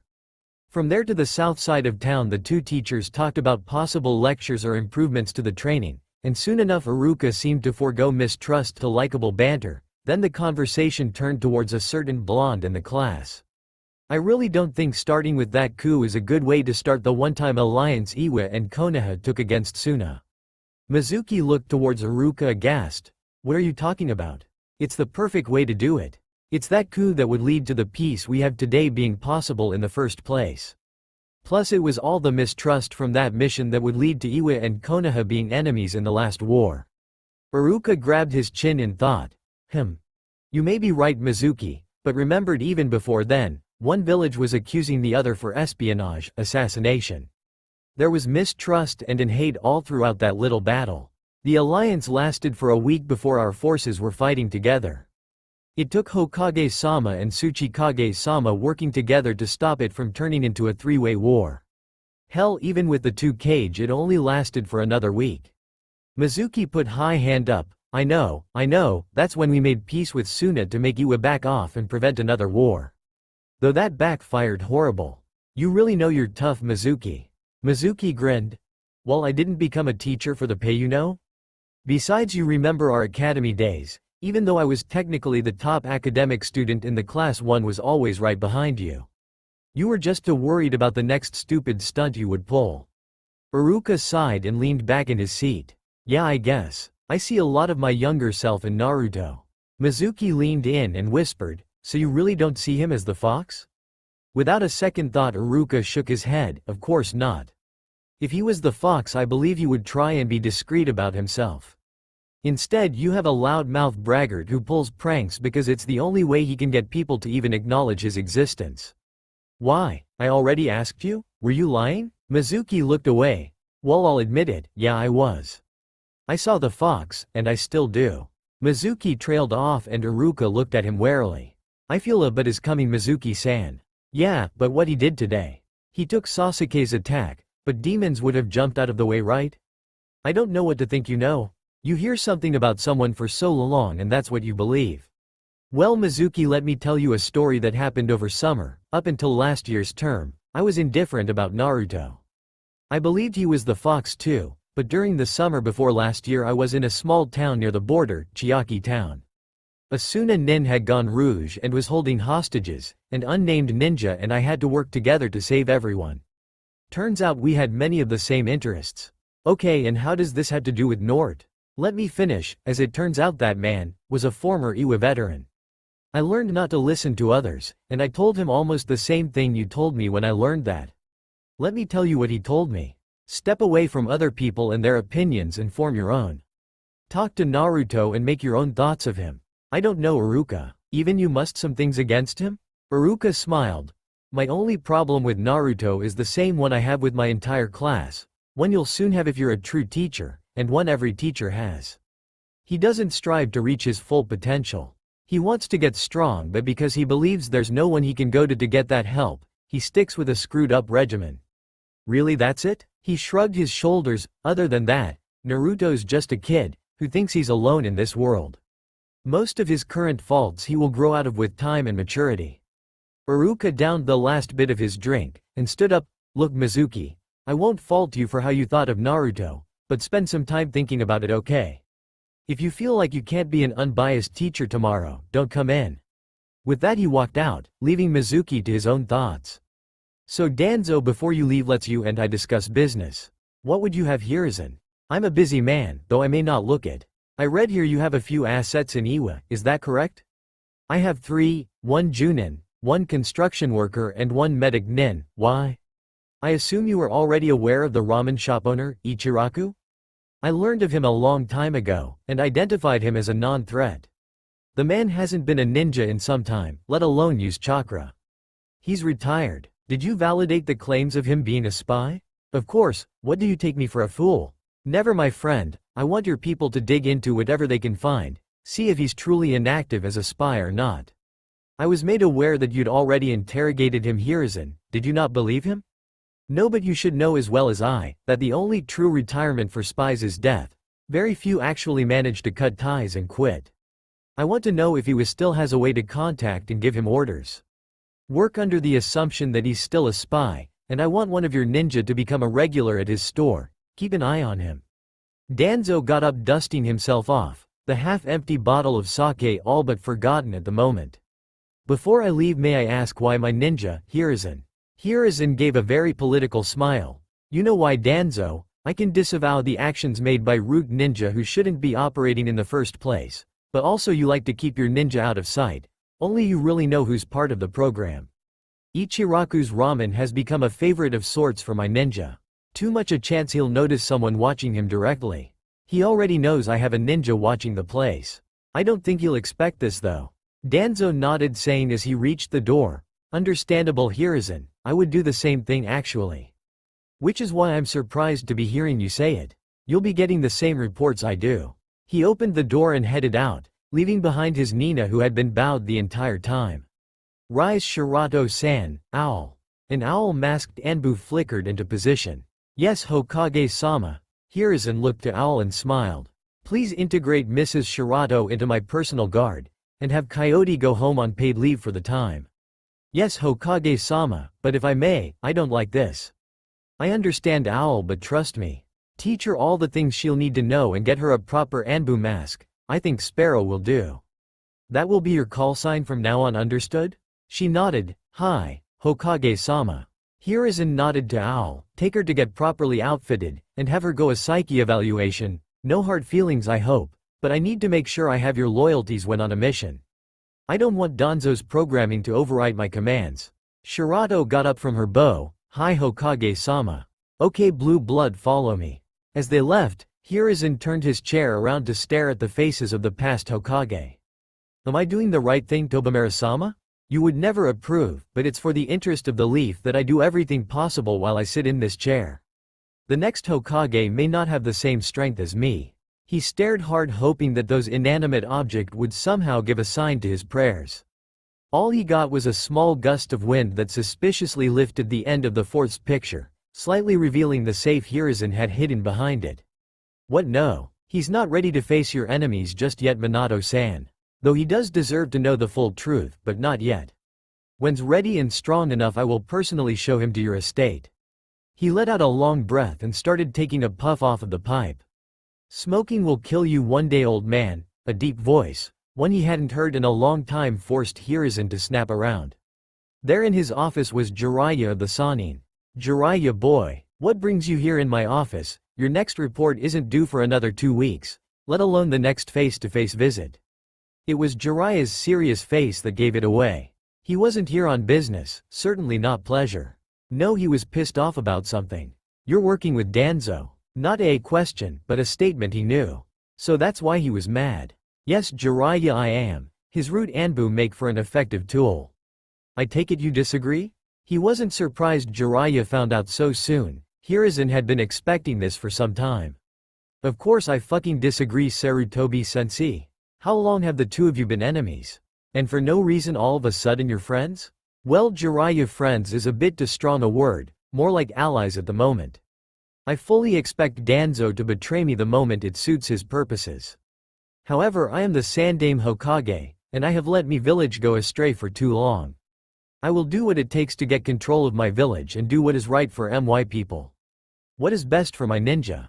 I am known far and wide as the Professor, master of all the hidden leaf ninjutsu. It's time I start acting like it. But not like this, sensei. You may be the professor, but going down this road you're going to have to make choices you'd never choose to make. Hiruzen's eyes hardened over. You're right, Jiraiya, but I walked down this path because that is what is best for the leaf. Now you're starting to sound like Danzo to sensei. How long will it be before you disregard the will of fire, prioritize power over peace? How long before you start making sacrifices of your own people? You go too far, Jiraiya. I may be making hard choices, but I am not completely lost. I am still me, and are you so sure of that, sensei? Jiraiya turned his back to Hiruzen walking towards the door, because I'm starting to have trouble seeing who's in front of me, the professor or the warhawk. Hiruzen watched Jiraiya leave before slumping in his chair. Looking towards the portraits, he asked again out loud this time, am I doing the right thing, sensei? Lord First, Minato? Am I? Naruto opened his eyes to the white noise of a very familiar hospital room. Great, not even 2 days in and I'm already in the hospital. Naruto sat up looking around the empty room, his chest screaming to get back down, making Naruto flinch. Man, did Sasuke really do this much damage to me? Shit. He reached over the end of his bed, aiming for the doctor's report, which is when he learned of the massive sore spot just at the base of the back of his neck. The doctor's reports told Naruto everything he already knew.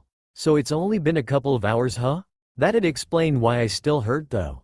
The most interesting thing on the report though was a side note at the bottom which read, "Lucky to note have serious and crippling burn wounds." Man, Sasuke was aiming to do some serious damage. Is this what Shinigami meant when he said time would try to fix itself? Because Sasuke never did that before. Hell, the closest thing he did was at the first battle at the Valley of the End, and even then he couldn't bring himself to actually kill me. Man, I really need to train so that this doesn't happen again.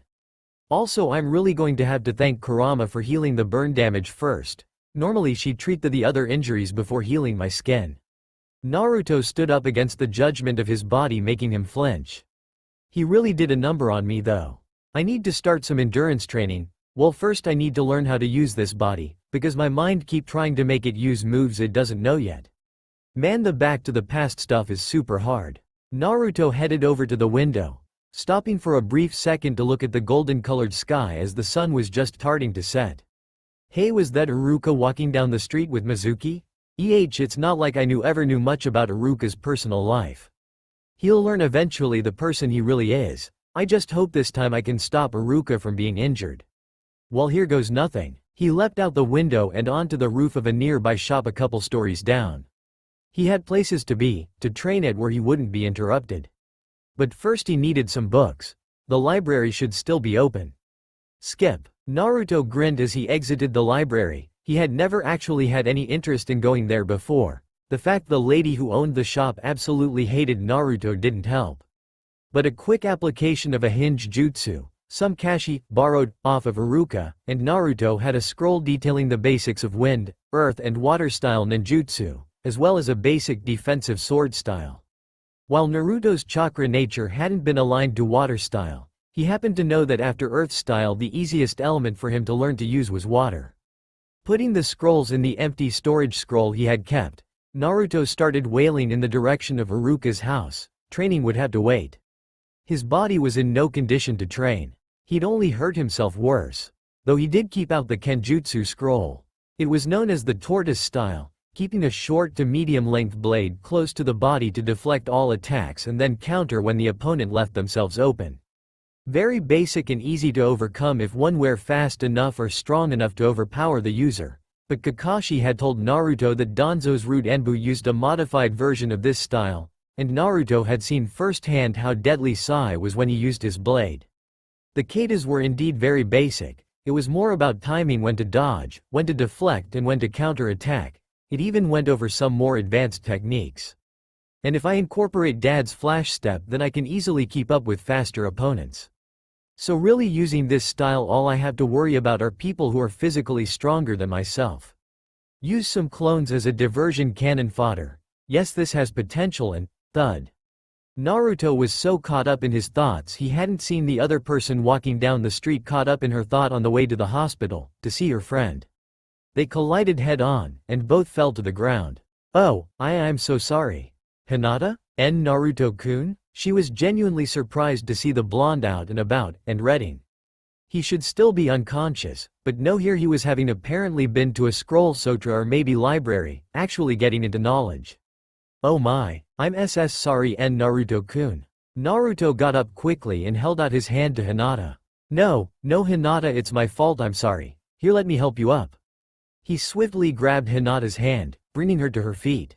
The close proximity contact, however, was too much for Hinata's brain. He's holding my hand. When she was on her feet, she promptly fell forward, onto Naruto's chest. Oh great, she fainted, and I have no idea where the Hyuga compound is, because I never had a reason to go there.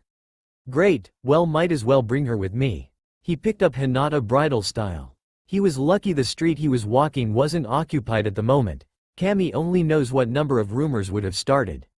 Well, little did Naruto know there was a set of eyes watching, an older set of eyes. Pupilless white eyes watching as the Jinchuriki picked up the Hyuga heiress and began walking towards the training area. Hinata had the best dream ever. She was whisked off her feet by a blonde knight in shining armor. Until she heard the sounds of forest life, and felt soft grass beneath her. She heard the grunting of a male somewhere to her right. She was obviously in some sort of shade, as every so often spots of sunlight would hit her eyes for a brief second. Mumbling to herself about a good dream ruined, she sat up rubbing her eyes. The last that she remembered was talking to Naruto before he. Her face went flush as she remembered the feeling of his firm grip on her hand. The kind and sorry look in his eyes. How did she end up here? Looking around, she seemed to be in some sort of training field. She had been right about her assumption of shade. She had been placed underneath a tree. The sound of some guy training were somewhere behind the tree. She took a peek and nearly fainted again at the sight of a bare-chested Naruto swinging his sheathed sword, swinging it down, then making a right to left, taking a step forward, then bringing the blade back so it was held diagonally against his chest, taking a step back, then he would repeat the maneuver again. Her eyes narrowed as she saw the signs of injury on Naruto's body. Had he been fighting someone? Then she saw him put the blade down and take a deep breath. It was still noontime if the sun setting was any indicator. She hadn't been out for very long. Her eyes were drawn again to Naruto as he made the weirdest hand sign. He made a cross sign with his left and right index and middle fingers. She heard him say, "Shadow Clone Jutsu." And what followed was two explosions on either side of Naruto, blowing him back a couple of feet, much to his rather loud cursing. That explains the injuries. He's practicing some sort of ninjutsu. And from what she saw, one that required a large amount of chakra. He was laying on his back staring at the sky. Damn it, I need this jutsu. Well, chakra control it is. He sat up, grabbing a few stray leaves and attaching them to his body. The very basics of chakra control, what would later be used to teach young ninja how to walk on water. Hinata, being the Hyuga heiress, was trained how to do all of that years ago. It was an effective tool to help hone the gentle fist fighting style her family was known for.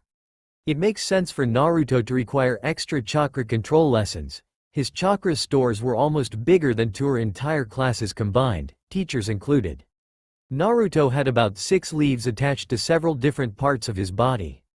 But his face was distorted into a grimace, as he held them for a couple of seconds before the leaves fell. He balled his fist and hit the ground growling, before picking the leaves up and placing them on his body, one after the other. Hinata made a few quick hand signs and activated her Byakugan, examining Naruto. Almost immediately she saw the problem. He was rushing the exercise, not establishing a proper connection from the leaves to his body with his chakra, before placing the next leaf. He was causing a strain almost, because his chakra control was trying to catch up to his actions. He fell short. Here's my chance to try and get closer. She started walking forward, but her mind flashed to her actually having to talk to Naruto and she paused, anxiety welling up in her. But can I? I mean, what if he doesn't want my help? She shook her head. If I don't take a step, I'll always be behind him. She took another step forward, and then another. 3 steps is all it took for Naruto to notice her presence. Oh, Hinata, you're awake finally. How are you feeling? She was nervous about something, but he did notice her eyes never left his chest, never actually meeting his gaze. What's on your mind? Your chakra control. Naruto grinned and rubbed his head. Yeah, I have a lot of chakra, so I have to train really hard, and chakra control's the hardest training I can do. But as you can see, I'm having a little difficulty. You're rushing it. Though it took a total of 5 minutes to say a few sentences, Hinata managed to explain what she had seen to Naruto, who stared at Hinata for a full 5 minutes, before giving her a big kiss on the forehead. Hinata, you're a genius. I could use you for training more often. He didn't get a response. In fact, he had moved out of Hinata's line of sight, and she was staring at one spot, but looking 1,000 miles away. A blush was creeping its way through her face. It was then Naruto realized what he had done. Oops. He gently, ever so gently poked her forehead.